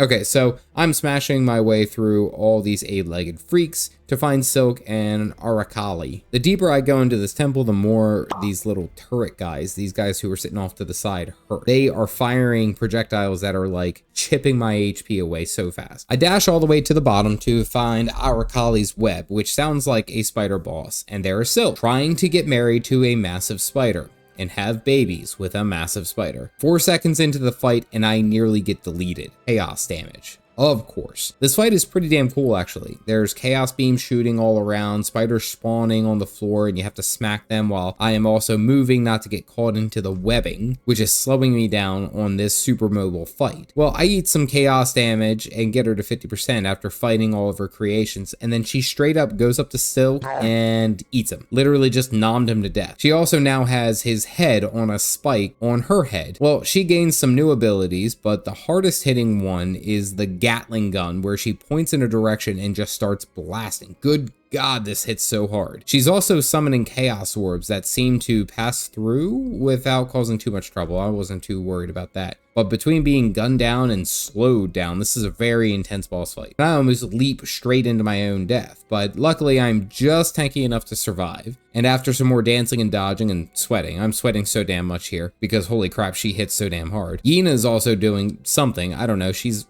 throwing up fire in random places. Maybe she's breaking up the webs. I'm not sure. The big spider goes down. Sin comes in and talks about how this spider lures people to their fate with sexual desires. Then the Templar drops this sick line. I am a man of God. I am used to resisting temptation. Actually sick. I mean, is it really that hard to avoid becoming a sex slave to a giant spider? New god power seems to be pretty good, and maybe one I'll revisit, but Act 7 complete, and we are almost at the end. Let's review. These chapters were absolutely wild. Coming back to the basic same layouts of Acts 1 and 2, going through basically all the same areas with a seriously increased tuned creatures and boss combinations. It is insane. Kind of coordination. I believe I figured out a great way forward, and that one that's going to help me with both my build and my gear. I'm taking noticeably more damage here, actually tons more. And this is of course because of the damn curse from Kitava. The chaos damage is the bane of my existence, and I don't really know if I have any way around it right now. Perhaps building a bit more HP and maybe some recovery will help, but I'm looking to find a different way to control this damage as it's coming in. The story is in a wild place right now. I am fighting like these bestial gods, which is even better that I'm just finding them littered all around, and you just find this random guy and you fight him and you get a cool pantheon point. I like this. You have to go out and search for him, and it almost has like this Monster Hunter vibe to it, which is pretty cool. Luckily, it seems like all the major gods that I fight are tied to the story. So with 2 more acts that I have before I get into the final acts, it seems that my pantheon will be filled just enough to take on the final leg of the story. Also, helping Sin soak up all these god powers lying around is actually a pretty cool story element. I think it's safe to say that we will eventually have to fight and kill Kitava, of course, but only after we recharge, and given our current trajectory, we are going to visit all the places that we have been previously, Act 3 and 4, again to finish up the story. I am absolutely loving the challenge now. It is no longer a breeze. These mobs and monsters are absolutely trucking me, which is great. There is skill and risk associated with the gameplay, and it's a damn good time. I only have a few more acts before I finish up the story here in Path of Exile, so stick around for it.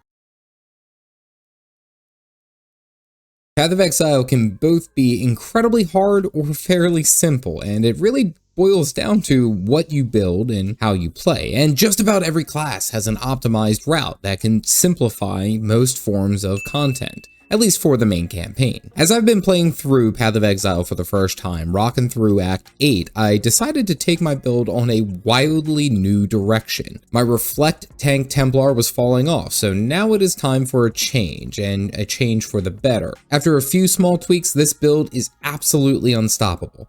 And here's what happened. As many of you have been watching, my current build for my Templar is a bit all over the place. I have made some changes to it recently that I swapped for a more focused effort on DPS with my Smite ability. However, I was already leaning into a lot of fire damage and ignite chance anyway, and with one of my gems causing my basic attacks to not inflict any elemental ailments, kinda counterintuitive, at least my thought. So I decided, why not focus my damage on fire and ignites? I swap out my main Smite skill for a new one, Infernal Blow. As I am focusing on fire here anyway, this causes my attacks to place a debuff on the enemy that will explode after reaching 6 stacks, or when the enemies die while they have the debuff. When they do die, they explode, dealing fire damage to everyone around them and inflicting that debuff to them. I mean, I'm not gonna lie, I'm leaning heavily into this whole Holy Fire Templar thing. I had some complementary gems to support the damage with fire penetration and combustion support for extra effect, and now when I strike, I can basically unload and pop everything into a fiery death ball, and it is the most satisfying thing. But that still didn't really compare to the bigger change through my Ascendancy class. So I'm pushing through Act 8, we return to Sarn encampment again. This was the same place from Act 3 that we had to kill Piety and Dominus, but now it's like shit hit the fan again. I get things being difficult in this undying land of death, but come on y'all, I was on vacation for like a week, released a devouring god, and I came back just for a little bit of respite, and shit is terrible. Well, at this encampment, I see what I can do next, and the first thing that pops up is the new Lord's Labyrinth, which means that I can earn some of those sweet ascendancy points right now. While playing as a guardian and running the time of need trait has been great, it makes for super long boss fights amongst other things. I'm very survivable, but everything's slow. Far be it from me for wanting to take my time and, go at my own pace. No, I ain't no Minuteman. So I bashed through most of this labyrinth, really no issue, leveling gems, getting some loot, and having the poor Path of Exile community desperately try to tell me what changes work best with this new build. Despite all their clamoring, I just press buttons because shield charge goes brrr. So I get through the labyrinth, and it's like identical to the first Lord's Labyrinth that I did. Just get to the end, fight Azaro a few times, and call it a day. Well, it isn't that easy. Azaro comes out, and he is absolutely trash canning me. And he's also summoning these Guardians of the Goddess that are just beating the hell out of me no matter where I run. So after some careful screaming in terror, I somehow get through the first step, which seems to be just because of my fire ignite damage, just somehow ticking on him, probably from killing the other mobs, they pop and explode onto him. Or honestly, it's just plain luck. I don't know. I don't ask questions here. So I ripped through all the other mobs leading up to him. Like, legit, the labyrinth isn't the problem. It's this totally jacked golden possessed statue who is treating me like his prison. Okay, so I somehow survived this second round, and his overall damage is absolutely crazy. But I think it's probably more related to the ads dealing tons of damage. I swear I have good resistances. It's just crazy how quickly you can become overwhelmed. I get a level as I'm rushing through this labyrinth, and David Conway in my chat asks what my accuracy rating is, and I search it to find out that I'm sitting at a cool 60%, meaning like damn near 40% of my attacks are missing. Oh, that is rough. Chat immediately just loses it with how bad I am at this game. So I search for a quick fix, and then I find this trait, Resolute Technique, which means that I can never miss with any of my attacks, but I can also never crit. This doesn't actually really matter much because I only have 8% crit chance anyway, and that's 5% coming from my weapon. And the fact of the matter is that this is an ignite build, so stacking different ways to ignite and burn over time is just more DPS in general. Good God, how did I not know that half of my attacks were missing? Geez, Path of Exile community, I was banking on you guys to help me. Well, I can't necessarily unlock it yet. I have to wait another level, so I choose a point leading up to it. Because let's be serious, I don't mind losing crit damage if it guarantees that I can ignite with most of my attacks. Well, I get to the final fight against Azaro, and now half the floor is gone with a whole bunch of traps rolling around while I'm fighting him. Here we go. Basically, this whole fight is me running away. I take 4 seconds of damage, then bash my way through everything with a shield charge running away. Legit, I feel like less of a tank and more of the annoying kid who won't leave the slower, older adult alone. Ooh, you can't catch me. You gotta be quicker than that. I really am actually getting amazing usage out of the time of need guardian talent here. It's literally keeping me alive. With every 4 seconds, I have 100% of my health regenerated. I keep that in mind as I am running and dodging, just waiting for that to pop. After some obnoxious kiting and sweaty banter coming from me, I finish Azaro for the third and final time, and now I get some loot. Good gracious, I need a loot filter. It's just so much. Look at this screen. I get a unique ring, amongst other things. I take a look at this two-handed axe from Azaro, and it is an absolute blaster of a weapon. It deals so much damage, but alas, I'm spec'd for a one-handed mace. It's unfortunate, but I will save this for later. I also get Gamahas Sign Ruby Ring, I guess that's how it's said, which adds more fire damage to my attack, longer ignite duration, and a whole bunch of fire-related buffs. It is so damn strong for this burning build. It is just absolutely meant to be. It does stink losing my Lehoover I'm out, man. ring, but I will admit I'm excited for this burning ring. Now came the biggest change for my build, and arguably the best decision that I have made given my character's choice and where I'm at. Right now, I am a guardian. While tanky, it is not as good as far as DPS. The rest of the choices all focus either on minions or linking or other things that are irrelevant to my build. I can see that I can summon a giant minion that absolutely blasts with Radiant Crusade, but apparently it just makes things too easy. And I'm also not a minion build. As one of my viewers said, you don't want to spoil your first playthrough with a carry, do you? Nope. We go hard and it needs to be difficult. I refund my guardian points and then I roll Inquisitor. We are rolling straight into elemental damage and tankiness, both in one. I immediately get Sanctuary and Augury of Penitence that increases elemental resistances as well as outgoing elemental damage. On top of that, when I stop moving, I consecrate the ground for regeneration. Okay, I lose my get out of jail free card for every 4 seconds, but you know what? You gotta risk it for the biscuit, baby, or whatever Shrek said. No. Moving on to the story of Act 8, it seems like my main focus is oriented around the sun and the moon. Legit, is this a ripoff of the bosses from Kirby? I mean, I'm just gonna say it. Well, I get into the sewers and my chaos resistance is still super trash, and I start draining HP like Curry drains 3s. So I basically just need to keep moving. And I also have to find and kill Dodre, which is the super duper chunky lady who was holding one of Malachi's organs. By the way, this game is certainly not for kids because I can see her bare bosom here and it's not good for my Christian eyes. I do another temporal incursion and I'm starting to understand them a bit more. It seems the longer I stay in there, the more monsters to kill and fight while I'm there. It increases my duration, how long I can hang out. And I can kill these certain architects which allow me to change rooms and go into different directions. I had to research this a bit to understand it more, and it seemed like it was a part of one of the previous League mechanics, similar to how like Viridian Wildwood is now. But the more I progress through, the better better loot I will get at the end. Each incursion, I'm staying there a little bit longer, so that's nice. Well, I find Dodre's cesspool, and in flies the quite literal skin suit Vector. Girl must be on that Jenny Craig diet because she lost a ton of weight. Well, luckily she doesn't hit hard at all, and mostly I can stay in tank here without any issue. Sin comes down to offer this lady some clothes and a piece of advice for moral concerns on the nudist lifestyle, and I take this opportunity to change my build one last time to include Infernal Warcry, which is just 100% going for the whole burning fire damage focus. I love it. This is great. I can't get enough of whole groups of mobs just popping with explosions like no issue. It's so damn cool. It's such a good feeling. I enter into this Val room and I get Val Righteous Fire. Literally, I burst into flames, burning my health and nearby enemies with tons of fire damage. I'm thinking this is going to be swift death, but I step outside to try it, and it's really not as bad as you would think. Yes, it drains my HP fairly quickly, but if I pop a health potion and use it, I'm good to go. I also have a ton of fire resistance, but I think I would need to counter it a lot better with more life regeneration to make it a little bit more sustainable. I mean, it ticks me all the way down to basically 1 health, but I'm gonna have to come back to this. Honestly, it's a crazy amount of burning damage and it fits everything here. Perhaps when I get Pious Path in my Ascendancy class, which gives me a bit more life regeneration and take some other talent choices, it could be a lot more viable, especially if I'm already going to be into melee. All right, this build is starting to look good. I get Resolute Technique, and now I never miss with my attacks, so it's a better chance of me igniting and burning everything. I progress through the bathhouse where everyone is surprisingly clothed, and I come out to this concourse. I detonate some more charges for this guy, and after a quick gloat of me talking crap because basically I felt unkillable, I get bled and poisoned to death. Chat immediately loses it. Y'all just hanging out to really just watch me die, aren't you? What the hell, man? I thought we were on the same side here. I ripped through the Solaris Temple fairly easily. Actually, despite me being fire-oriented, I am wrecking most things. You think they would have more fire resistance?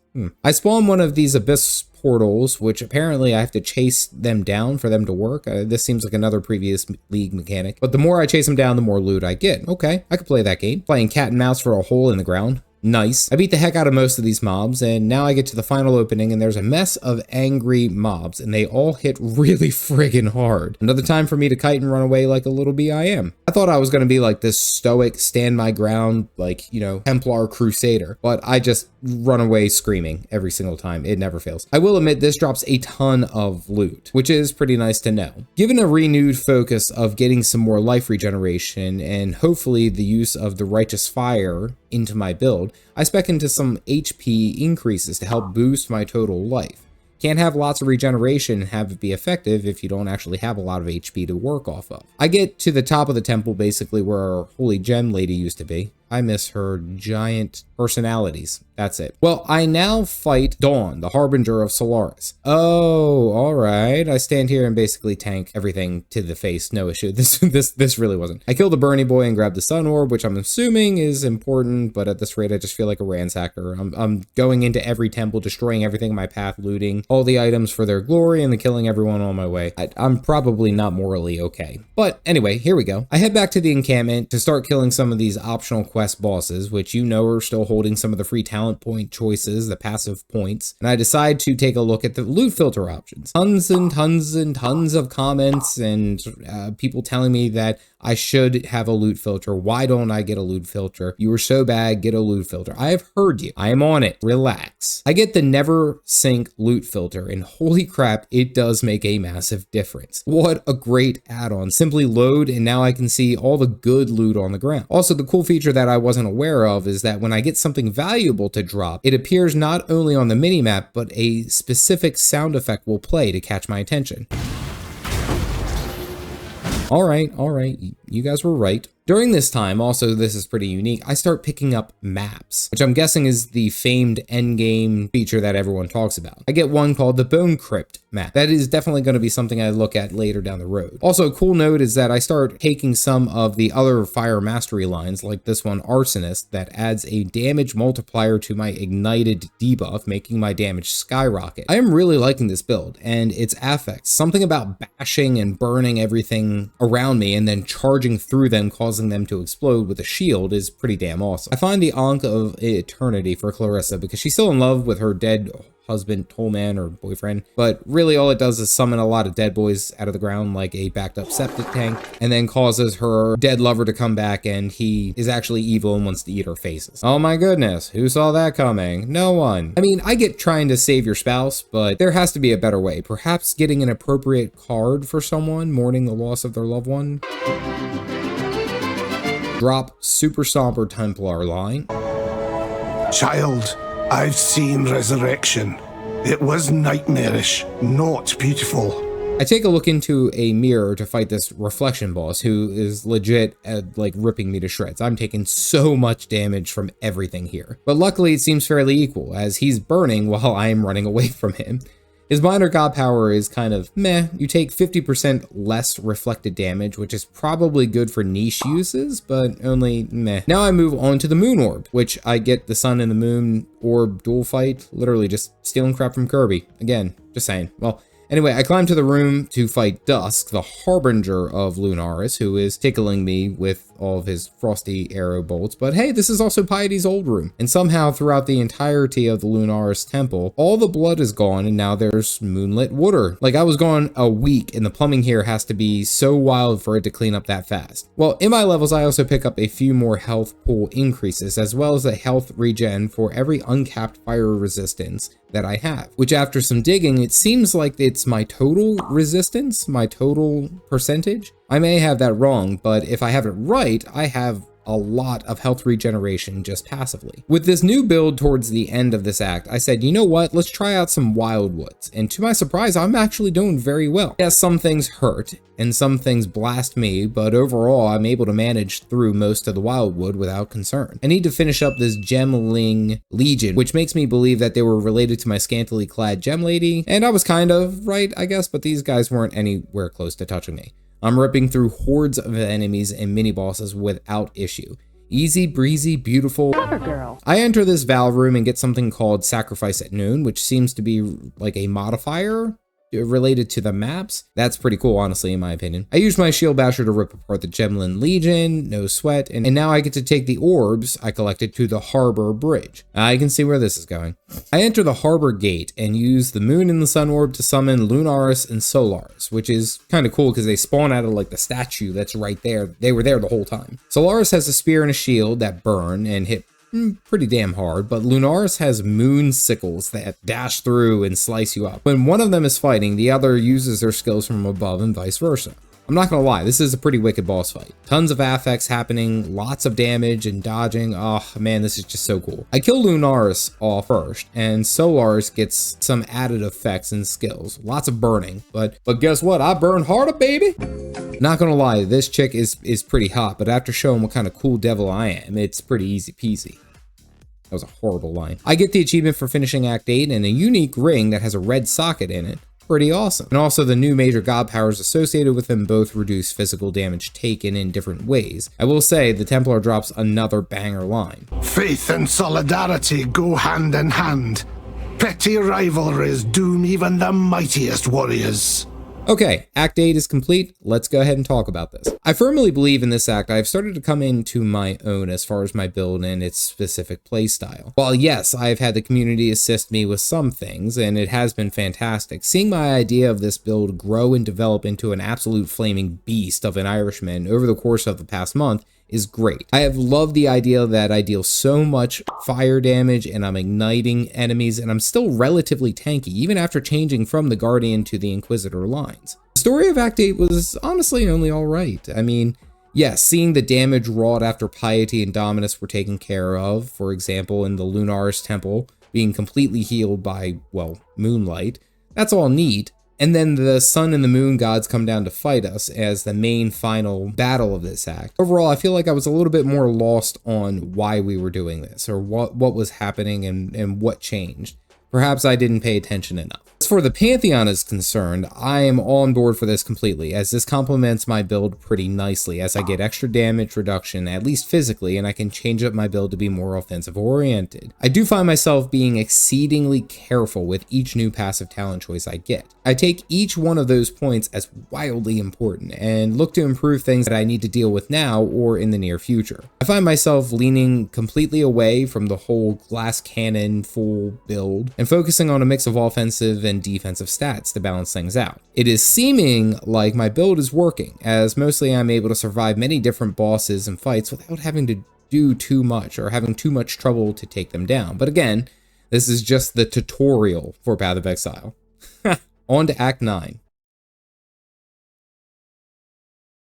I am nearing the end of my Path of Exile story. Act 10 looms on the horizon as I am finishing my first playthrough of the entire story of this game. I have gone from an ultimate reflect damage mitigation god to a fast flaming time bomb, and it's only getting more intense. Even through all of this, I was not expecting the story of Path of Exile to be this damn good. So many twists and turns and just evolutions. It's gotten really, really good. But here in Act 9, I think is where I fell in love. And this is how it happened. So entering into the High Gate for the final act before we return to Oriath to kill Kitava. Yes, I know that we are going to have to kill Kitava again because, let's be serious, he's the big bad and we have to deal with him at some point. You don't just release an all-devouring god just to go on vacation to another land, an island, perhaps.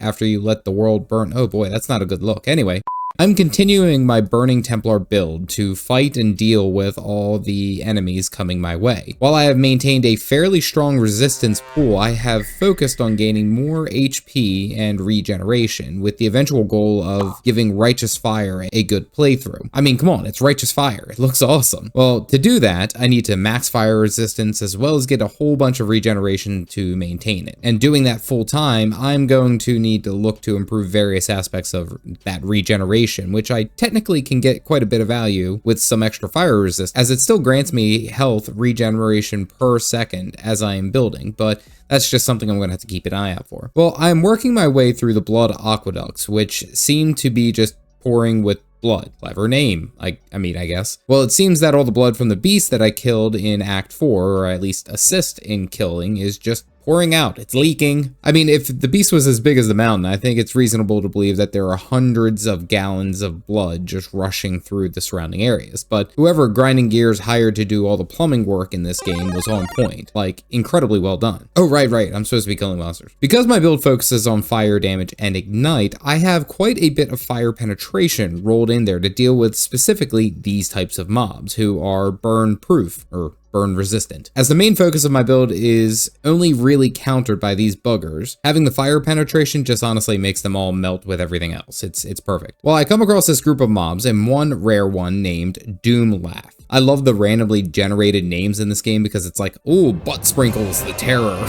However, don't let the name fool you. He can literally one-shot and rip your face off. Anyway, I am fighting this guy and he is absolutely blasting me, literally eating 30% of my health in a single hit, and I can't figure out why. Oh, right, he's empowered. So after starting my character in this League of Affliction going in blind, I didn't really bother to realize that as I am killing the mobs here in the Wildwood, I am empowering the mobs outside with all sorts of crazy affects. It seems like the Vivid Wisps make mobs take reduced damage, attack faster, and move faster, while Wild Wisps take less damage and throw out more projectiles, and Primal Wisps empower enemies and make them take less damage while also gaining critical strike chance and critical strike damage. Oh boy, and this mob is a lightning damage mob. Right, that makes sense. I'm low-key terrified at this combination, especially this early on. The damage spike is insane. And he actually catches me once. Oh, I'm pissed now. I come running back and slap the hell out of him, but like, damn, he was a beast. And he also drops a whole bunch of these mirrored items. I had to stop and read up about this, as apparently they're just identical items that drop at the same time, but they are flipped on the item screen. I'm guessing this is for later down the road if you wanted to change some of the modifiers on them, perhaps. Regardless, this is interesting because it seems like it's a part of the Strong Box League. I enter the High Gate, ready to deal with the bloody bosses, and oh look, more blood everywhere. Who saw that coming? Well, we greet Sin and he tells us we need to make a crazy potion to gain access to the beast because all the other entrances are closed. we need the Dark Ember, which is nestled somewhere down in there, which used to create the beast. Which this creature was actually helping humanity out by keeping the other gods asleep, so they couldn't fuck up everything else for us, which is more and more making me think that Sin really isn't all that bad of a guy. He just honestly wants to be left alone and allow humanity to do its thing.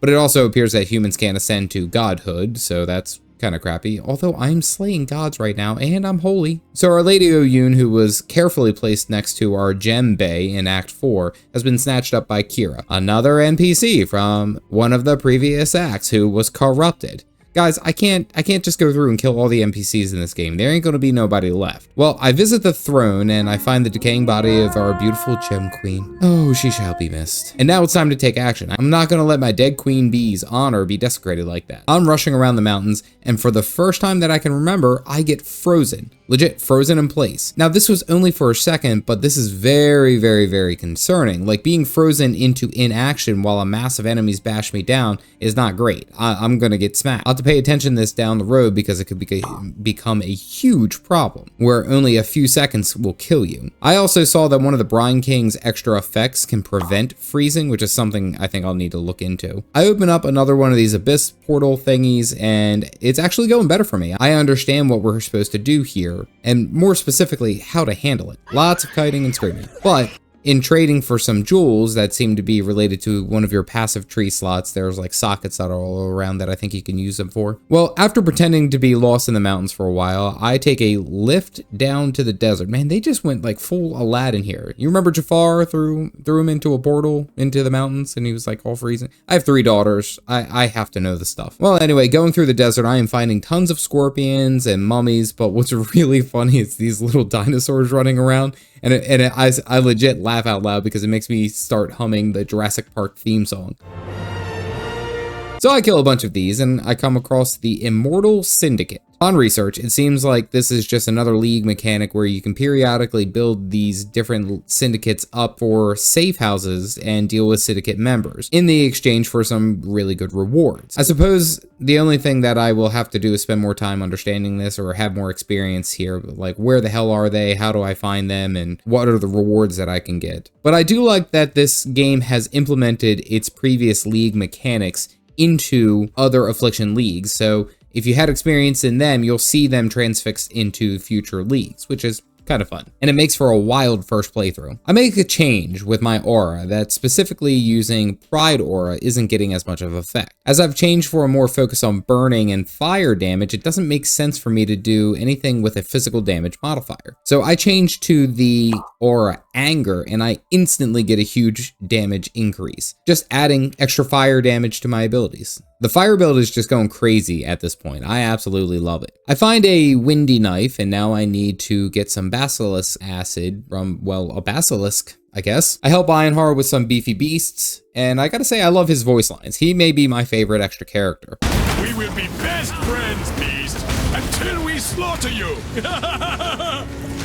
Also, he just wrecks mobs all over the place. I can't tell if it's him or me doing most of the damage, but it's kind of crazy. I take on these weird birthing spider beasts that keep spawning copies of itself, because why? Why wouldn't it? Why wouldn't it do something weird like that? It's also spitting out tornadoes at me as I am bashing it to bits, and after I'm done, there's like a massacre. Thousands of bodies strewn everywhere. I mean, look at all these dead bodies. Well, after dealing with the rest of the various mobs, I get into the boiling lake where the basilisk is. Okay, I gotta deal with lots of creatures here, but I have loved inadvertently how strong shield charge is. I'm not really focusing much on shield charge. I can literally just use the charge through entire mobs of enemies like no issue and deal tons of damage. I mean, I do want to use my Infernal Blow ability as I feel like it does most of my damage, but sometimes when I need to kite, it's just nice to rush through enemies without a sweat. Okay, so I'm looking for a scepter now instead of a mace. Scepters tend to do more elemental damage, which seems to be exactly where I am leaning, given that I am now a fire build, so yep, gotta do it. I'm looking for one, but no luck as of yet. Well, I find the basilisk, which despite me having max fire resistance, melts my health super duper hard. Like it's eating me alive, like I'm on fire like Ricky Bobby. Well, I defeat him and the Templar drops another interesting line. I have truly become the heretic, dabbling in foul alchemy. I hardly call that doing anything for a heretic. I mean, like, if he's ever been to a bar, he's probably mixed some things, but anyway. I get the bottled storm to go reveal the sandstorm that is lurking in the desert, because apparently there's another minor god there, so guess who's hunting for that sweet extra talent point, baby? Well, I skip, dash, and dive through the desert, scream at a wall of sand, and get into the new area called the Oasis. Now, I have to kill Shikari because she's an evil scorpion. Yeah, that adds up. What's interesting here is that I find the desert hideout, which I'm not going to lie, I love the idea of this, and I deserve a beachfront property after fighting all of this BS. I fight some dinosaur riders and move through the Oasis to get to the Forbidden Vault, which seems like it is tied to the Syndicate again. Another syndicate thingy. June the Veiled Master. Nothing else to do here, so I skiddly do. Let's go fight a minor god or two. I enter the sand pit, and holy hell, it's a giant scorpion that's tail is a naked woman. First and foremost, this boss absolutely starts wrecking my face, but on top of that, the music for this fight is just so damn good. I mean, just listen to this.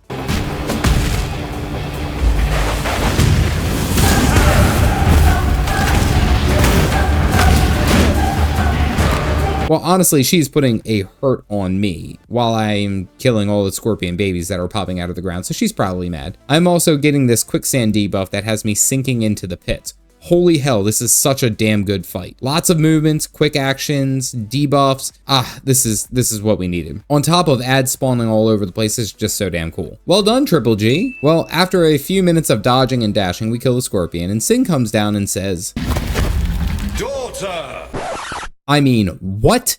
His daughter is that malformed scorpion? Like, what the hell? This is wild. I mean, I suppose because he is a god, he could have produced an offspring. I mean, look at Zeus. But because she wanted more power, she came out into the desert only to be sucked up by a curse that turned her into that thing? Families are weird out here, man. Well, I am now progressing to the refinery to get the Trathen powder and also save Oyun from Kira because they are scum that all must be purged in holy fire. Grim. I finish up another Trial of Ascendancy to find out that I'm only one away from getting into another labyrinth, which will eventually get me Pious Path. Ooh, this is gonna be so good. You just know it is. I entered into the quarry to find this opening into the ground. It's kind of gross, not gonna lie. I still need to brew something that's gonna crack this thing open like a cold one with the boys on a Sunday afternoon, but that was very specific. On the south end of the quarry, I find the Shrine of the Winds, where I fight Garu Khan, the Queen of the Winds. Although she's not doing much damage-wise, this boss fight is actually really, really cool. Tons of different effects happening, Kira showing up in and out, other creatures spawning, wild tornadoes. While I'm able to, yes, eat most of this damage, and it kind of tickles, I have fairly little issue fighting this boss. I inadvertently kill Kira, but hey, she's corrupt anyway. I then realize this lady has 6 arms. What the hell? What in the Mortal Kombat is this? I kill her and Sin comes down to say, My love.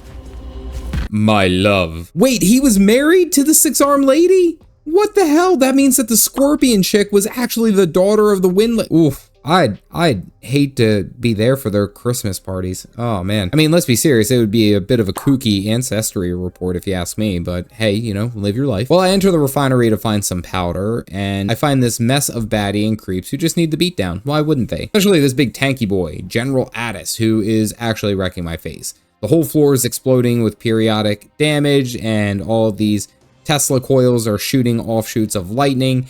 This is wild. He drops an amazing two-handed sword. Like, holy hell, look at that damage.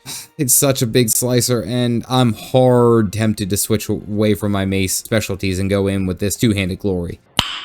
Nice. Such a great sword. I get a mastery point and pick up Arsonist, and the notable mastery that increases the damage with hits against ignited enemies. Since I already have a 75% chance to ignite per hit, I am now smacking super duper hard with essentially double fire damage. Oh boy, we're cooking now. Well, Sin uses the potion to open up the glory hole, and once again I get to enter this gross decaying body. Templar, lay down that sick line. Into the heart of darkness, I tread once more. I crashed through most of this crap without any real issue, literally using my shield charge to do a ton of work for me. I get into the rotten core and find this Val room, and after some careful smashing and breaking, I find this beautiful Val Molten Strike, which is oriented around fire damage that explodes with some extra effects. I mean, I'm down for this right now, but I'm not gonna lie, I don't know if it could be worth it over Infernal Blow. I'll have to probably test this in the future to see if it's worth it. I enter the Black Core where Malachi got the beat down by me, and apparently he rigged a trap so that those 3 annoying ass bosses that I've had to fight like 6 times are being regenerated.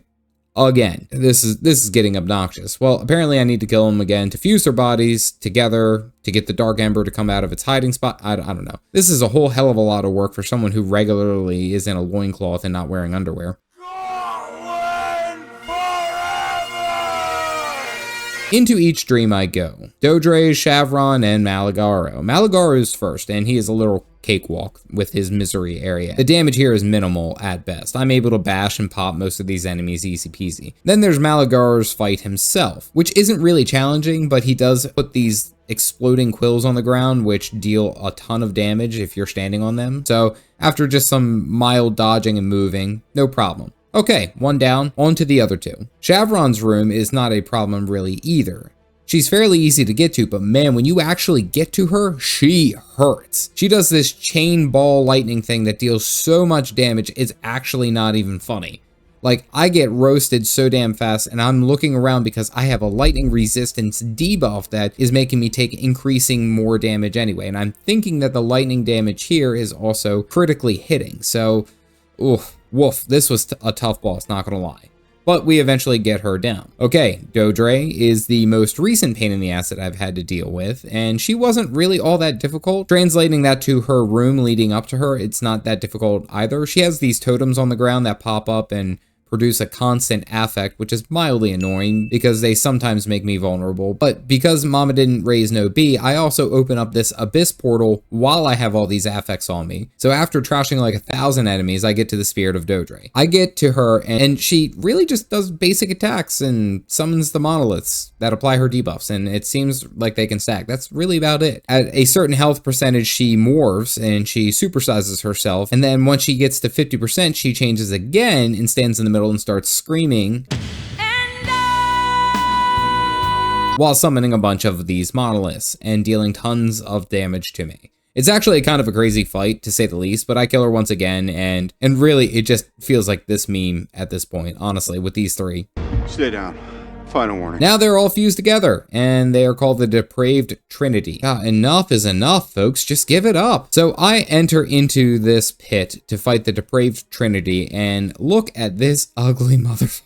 It has the Sundial Lady, the Artist, and our Chunky Monkey all in one, and now they're all using their strongest abilities from the 3 mini fights that we just did. Actually, I absolutely love this boss fight. This was another great one. There are so many mechanics that you have to dodge for. There's only so much room you can run around on. There's different phases. I mean, like, what more could you want? The intermission phases summon these unholy aberrations, which literally, like, slice through 20% of my HP per hit. It's a bit ridiculous. I was actually nervous here. Well, after about 2 minutes of dancing and kiting, I get to the end of the depraved one, and it's actually really good timing, too. I'm nearly running out of all my flasks. Like, it actually was a fairly close fight, but killed those 3 again. Good gracious, just stay down. Final warning. Shit to us. He said the thing!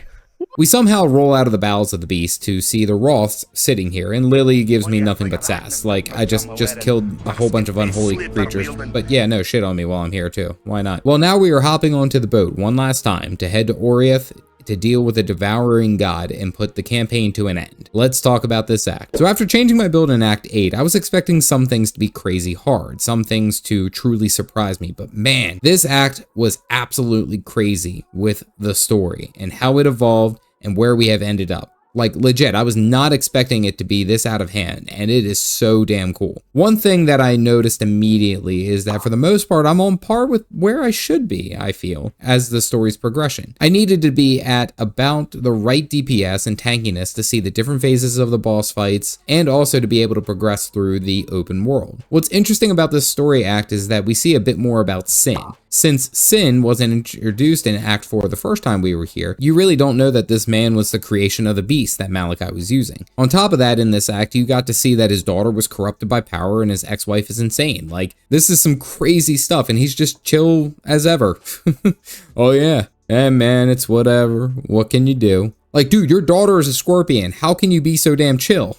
I've seen a significant slowing in my build's progress and leveling, but this is to be expected. I mean, I'm level 72 by the story's end, and I have about 30 more talent choices that I'll be able to get to, so my future choices are going to be more and more important. I do want to explore some of these maps that I've been getting and see what they are all about, as it seems like it's a favorite part of the endgame for most players here, and it's something that a lot of people are excited to see. We are here, the final act and the end of the Path of Exile story. Let's get to it. The end of Path of Exile is where the game actually begins. Literally, there is so much more after beating the main campaign than this game really lets on. Honestly, I didn't realize the massive scope of Path of Exile until after the story was finished. The customization, the creativity, the build, the loot, of course, all culminates in such a way that I don't think I ever would have known if I didn't log in for that first time. The final chapter of my blind playthrough of Path of Exile begins now. So being here at the finale of the Path of Exile story, we are back in Oriath, the place where we release the literal devouring god to gobble up everyone and everything, all the while summoning his flying terror demons to snatch up some people. We're sorry. Same idea, we grab some quests and here we go. The first one is to free Bannon from his captivity. If you remember, Bannon is the guy who became the next vessel for Innocence. You know, the pretty boy who was like spoiled and glowing, the Boy Scout to Sin's emo love song. Well, Bannon is saved, but he needs to free Innocence, and apparently the way that you do it is by getting the Staff of Purity and then unaliving the host. Good night, sweet prince. We hardly knew you. Literally, we barely knew him. Well, we get through all the damnable hell that is now the courtyard and the cathedral, but ironically, where Kitava was standing on the cathedral rooftop, appears that there's no exit hole. Like, does this mean that he climbed up, out, and over? Or what the hell is this cathedral made of? It's just impressive. Anyway, one of the quests that we are tasked to complete is from Waylem Raw, the boat captain. He wants us to get Elixir of Allure from the ossuary. Do you know why? He's trying to get laid by this lady here at the docks. I'm literally fighting a devouring god, and he's just trying to get his salt spray on. Understandable, I'll get it for you, buddy. Don't worry. As I've gotten into the last two acts, I've focused more on ignites with Infernal Blow, upping my fire damage here, but as I am now fighting on the cathedral rooftop, I get a unique drop. It's a one-handed mace, and it is an absolute DPS blaster. A full-on 40% damage increase from where I was. Look how good this thing is, and unironically, too, it looks like the crab hammer from the Brine King, which is kind of funny. Even without the gems, it's honestly fantastic. With my talent points, I'm switching to more of a focus of elemental damage, and of course with Ignite. So my target here is Divine Judgment, which will give me a flat 50% increase to just elemental damage. I'm looking to use some of the Orbs of Regret that I've gathered over time to reframe my build a bit to focus more on the Ignite damage. So elemental damage, amongst other things, damage over time multipliers and such, are going to be at my top priority. I also find that I'm swapping my build more and more, like the gems are changing literally like every 10 to 20 minutes to better suit it. The playstyle that I'm getting into focuses more on these ignites and we'll say multiple hits, so let's see how well we can build this before we plateau. I find a couple of incursions, and I will admit I'm doing a hell of a lot better with these. I'm lasting a lot longer each time that I enter one of these zones. If I had a build that was probably on par with other endgame builds, I think that I wouldn't be able to stay in there for a minute or so, but for my build to be able to cruise through here and last at least 20-30 seconds, I'm happy. I am in the courtyard now, looking for the Staff of Purity, as well as a handful of other items from the various townfolks. Well, I grab a teardrop and head back to the square, where I take an absolute horde of enemies spawned out of the abyss and a bunch of Ampian mobs all at once. And despite me being a bit behind with damage output, I am still in fact right where I need to be. Decent damage, tanking a lot better than most, but hanging in there. Into the ossuary, where we find the final Lord's Labyrinth trial, and of course the love potion that our dead ghost captain Soft Mask needs. As I'm crashing through, I find a Mortonomicon for Divinia at the docks. That's a clever name, isn't it? I'll have to check this out later. Well, we go to the docks, and unfortunately, despite the love potion, Waylem still suffers from soft sales because, well, guess what? The love potion fizzled out. Guess someone's got to try more foreplay. I talked to Divinia, and it seems that there's another league mechanic built around this called the Sanctum, where you get a few relics and some books, and it opens up a new minigame that requires a very certain build, but apparently I open up the Sanctum and then just straight up dip, never actually doing the damn thing. I'm so bad at this game. Well, I still crash through the courtyard to find the Staff of Purity, which basically I have to go back to where I fought Innocence in the High Templar, but the problem is I have to go visit the Templar Hall again. Actually, this really isn't a problem for my Scottish boy, but I get to go through and re-wreck this entire building again. Like, it's still trashed after me blasting through it the first time, and here I come again. They were probably like, oh, damn, this sucks. All our people are dead and our temple is ruined.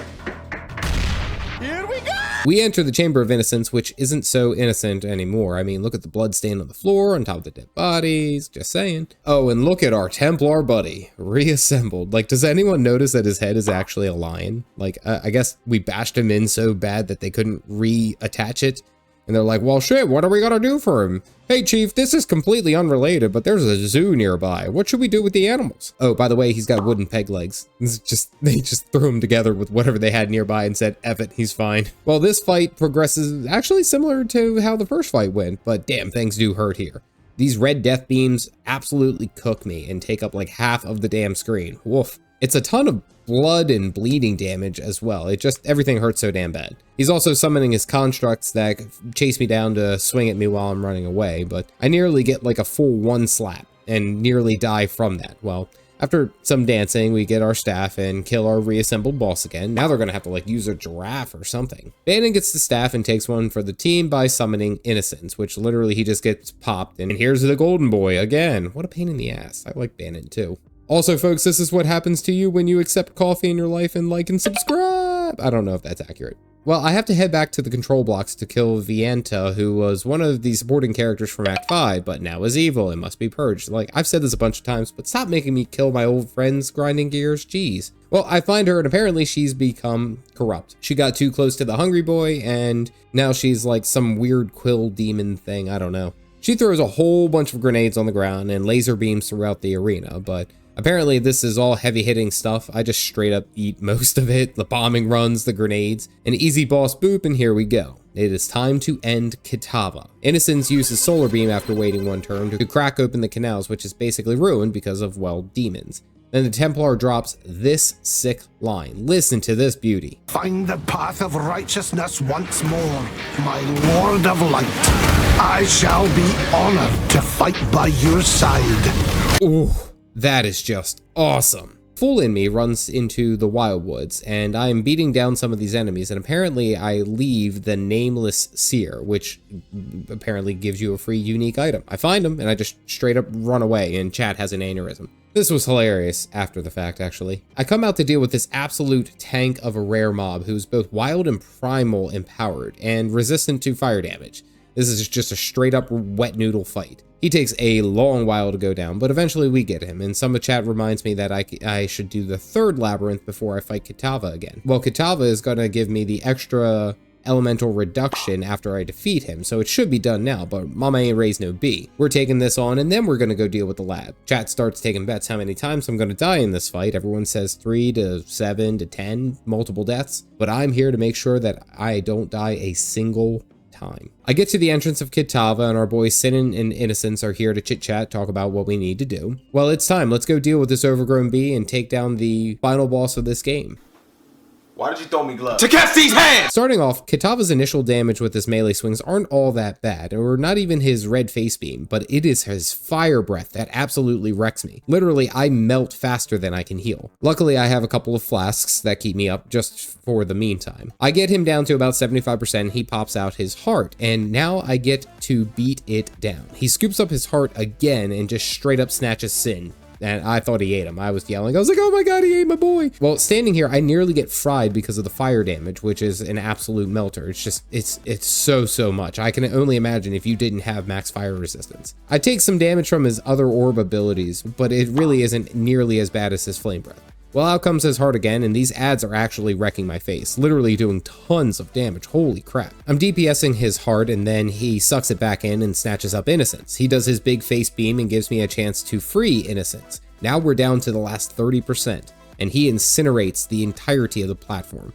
Tons and tons of fire damage everywhere. Luckily, I have the flasks to keep me up and I dodge out of the way, but after a couple more blasts, out comes his heart for the final time, and now the ads are wrecking my face. This champion of the feast is nearly one-shotting me. I clear out some of the ads and have them explode on the heart to pass on the ignite damage. And after some more dancing and dodging and shield charging, here we go. Hog in the chat for a one-shot on Kitava for the first time. Ayy! And there goes another 30 resistance. Now the tutorial is complete. In my first playthrough through the Affliction Leagues, I actually only died 10 times trying Path of Exile as a newbie. Not bad, but it's not over yet. Back at the docks, I talk to everyone who gives me the thumbs up for beating the hungry boy, but what's interesting is that Innocent isn't innocent.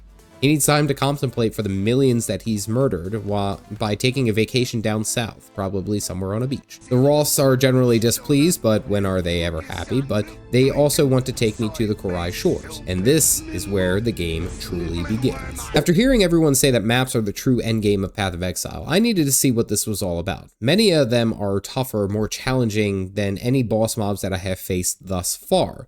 But I need to blast out a map or two before I go anywhere else. I need to see what this is like. Maps are randomly generated areas that have mixed mobs and such, but offer a way to progress after finishing the main campaign. They tend to be more difficult and scale faster, but I ain't no bee, so into the first one we go. The Glacier map. Well, they weren't kidding, because everything hurts here. Like, I'm getting chunked super duper fast. I progress through here and I find a ritual, and of course it's chaos damage. Literally the one thing I have no resistance to. I'm sitting at like negative 50 resistance. Ugh.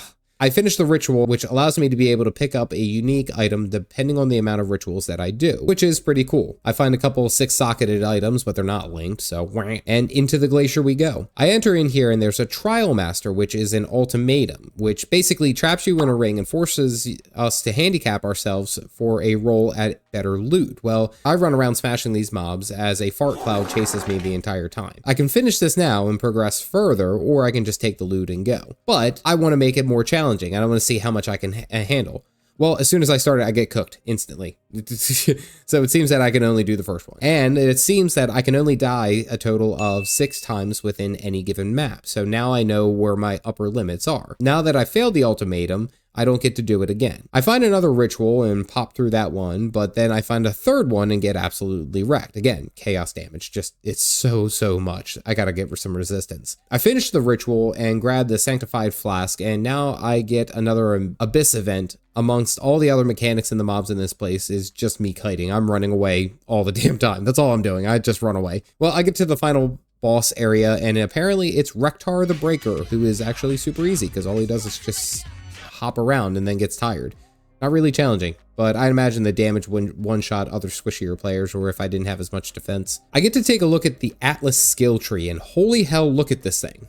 Yo dog, I heard you like passive trees, so I got some passive trees for your passive tree. Good God, this is an interesting mess though, because it seems like I can add more things into the maps and customize everything about them as I go through.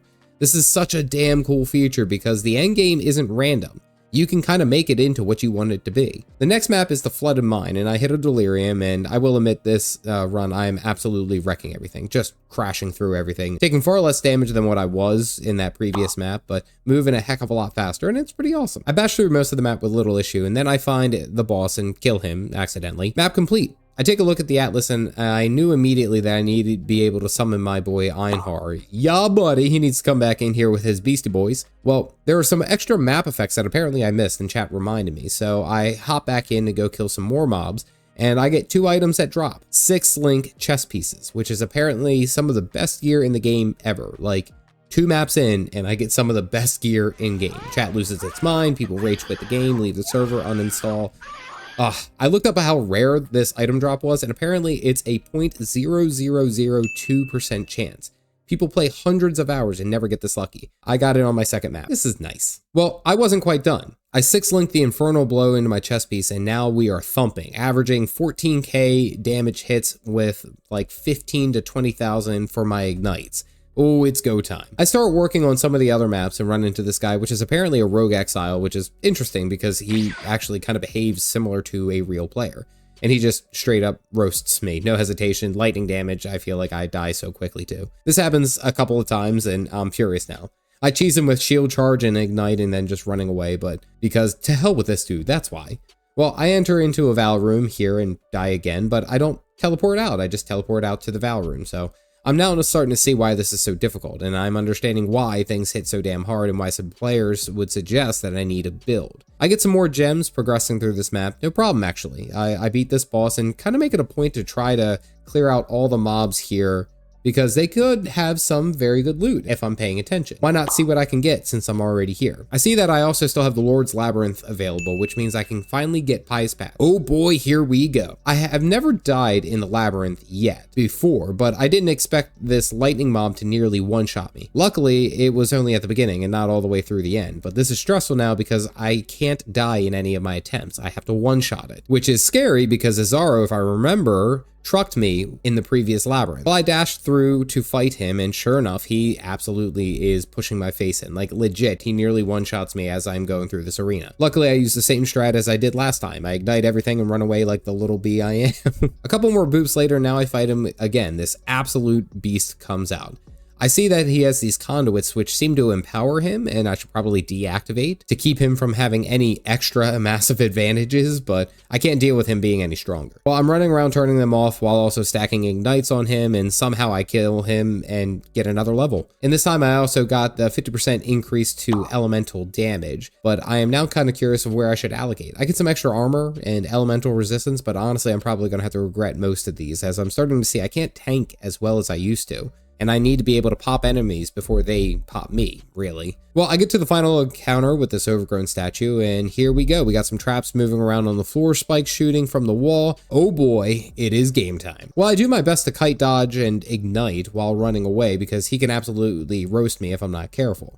I land some blows, but then run away only to realize that I did not add Infernal Blow to my skill bar. I am so bad at this game. Well, after some kiting and fighting, we get Exile down, and it really wasn't as bad this time. I get to the Divine Font, and I try to transform my Infernal Blow gem, but I didn't read the text appropriately, and it transforms it into another red gem that doesn't actually do any good for me because it removes Infernal Blow. So I wasted that. Now I'm able to get Pious Path, which is cool because it keeps the regen buff for up to 4 seconds after I'm stopping and then moving again. So essentially it's 100% uptime. I get to some superior maps after crashing through a few more lower ones, and I decide to try my luck on a tier 4, which I'm thinking is going to be super difficult. Well, guess what? It kind of was. Tier 4 Cemetery with my flame ability and spectral shield throw build. Here we go. Initially not as bad. I'm taking the tons of damage, but I'm also able to keep my health up thanks to the Pious Path regeneration. I got a couple of items that give me some extra energy shield, which of course Pious Path also regenerates the health as shield, so it's not as bad. Legit, these range mob those are wrecking my face. This is a bullet hell. Everything on my health bar is just depleting. I run into this group of skeletons and it's just 1,000 bullets. I get gunned down. Good gracious, how is anyone supposed to survive here?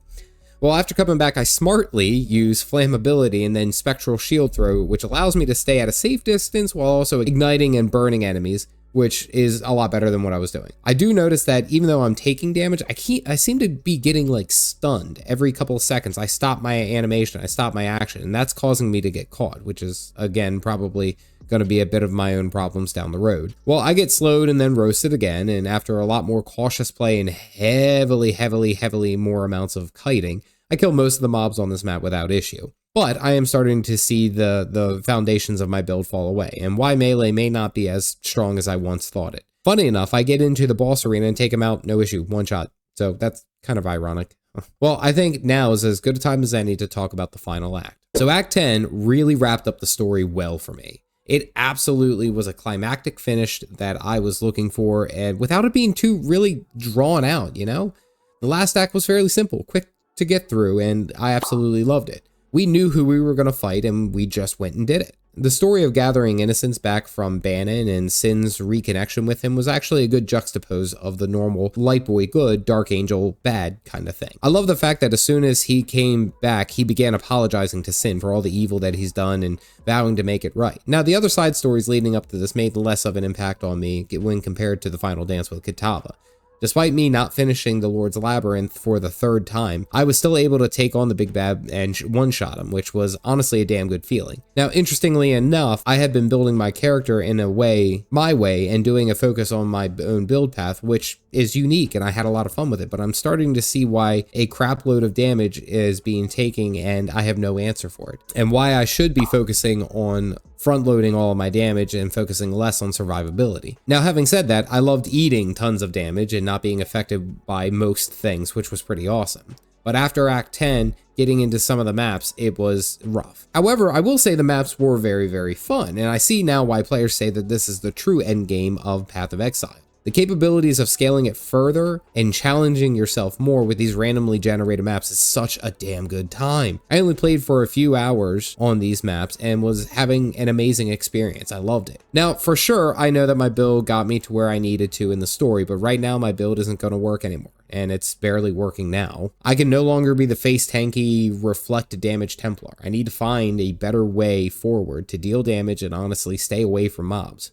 Movement and damage are king versus tanky and survivability. I believe this will need to be worked out, and maybe I'll see if I'll follow a build guide now that I understand the game. But for now, I have loved what Path of Exile has done for a free-to-play game. It has been an absolute amazing experience. If you want to see the live stream where I killed Katava and got my 6th link on my second map, check this video out here. Otherwise, stay caffeinated, folks.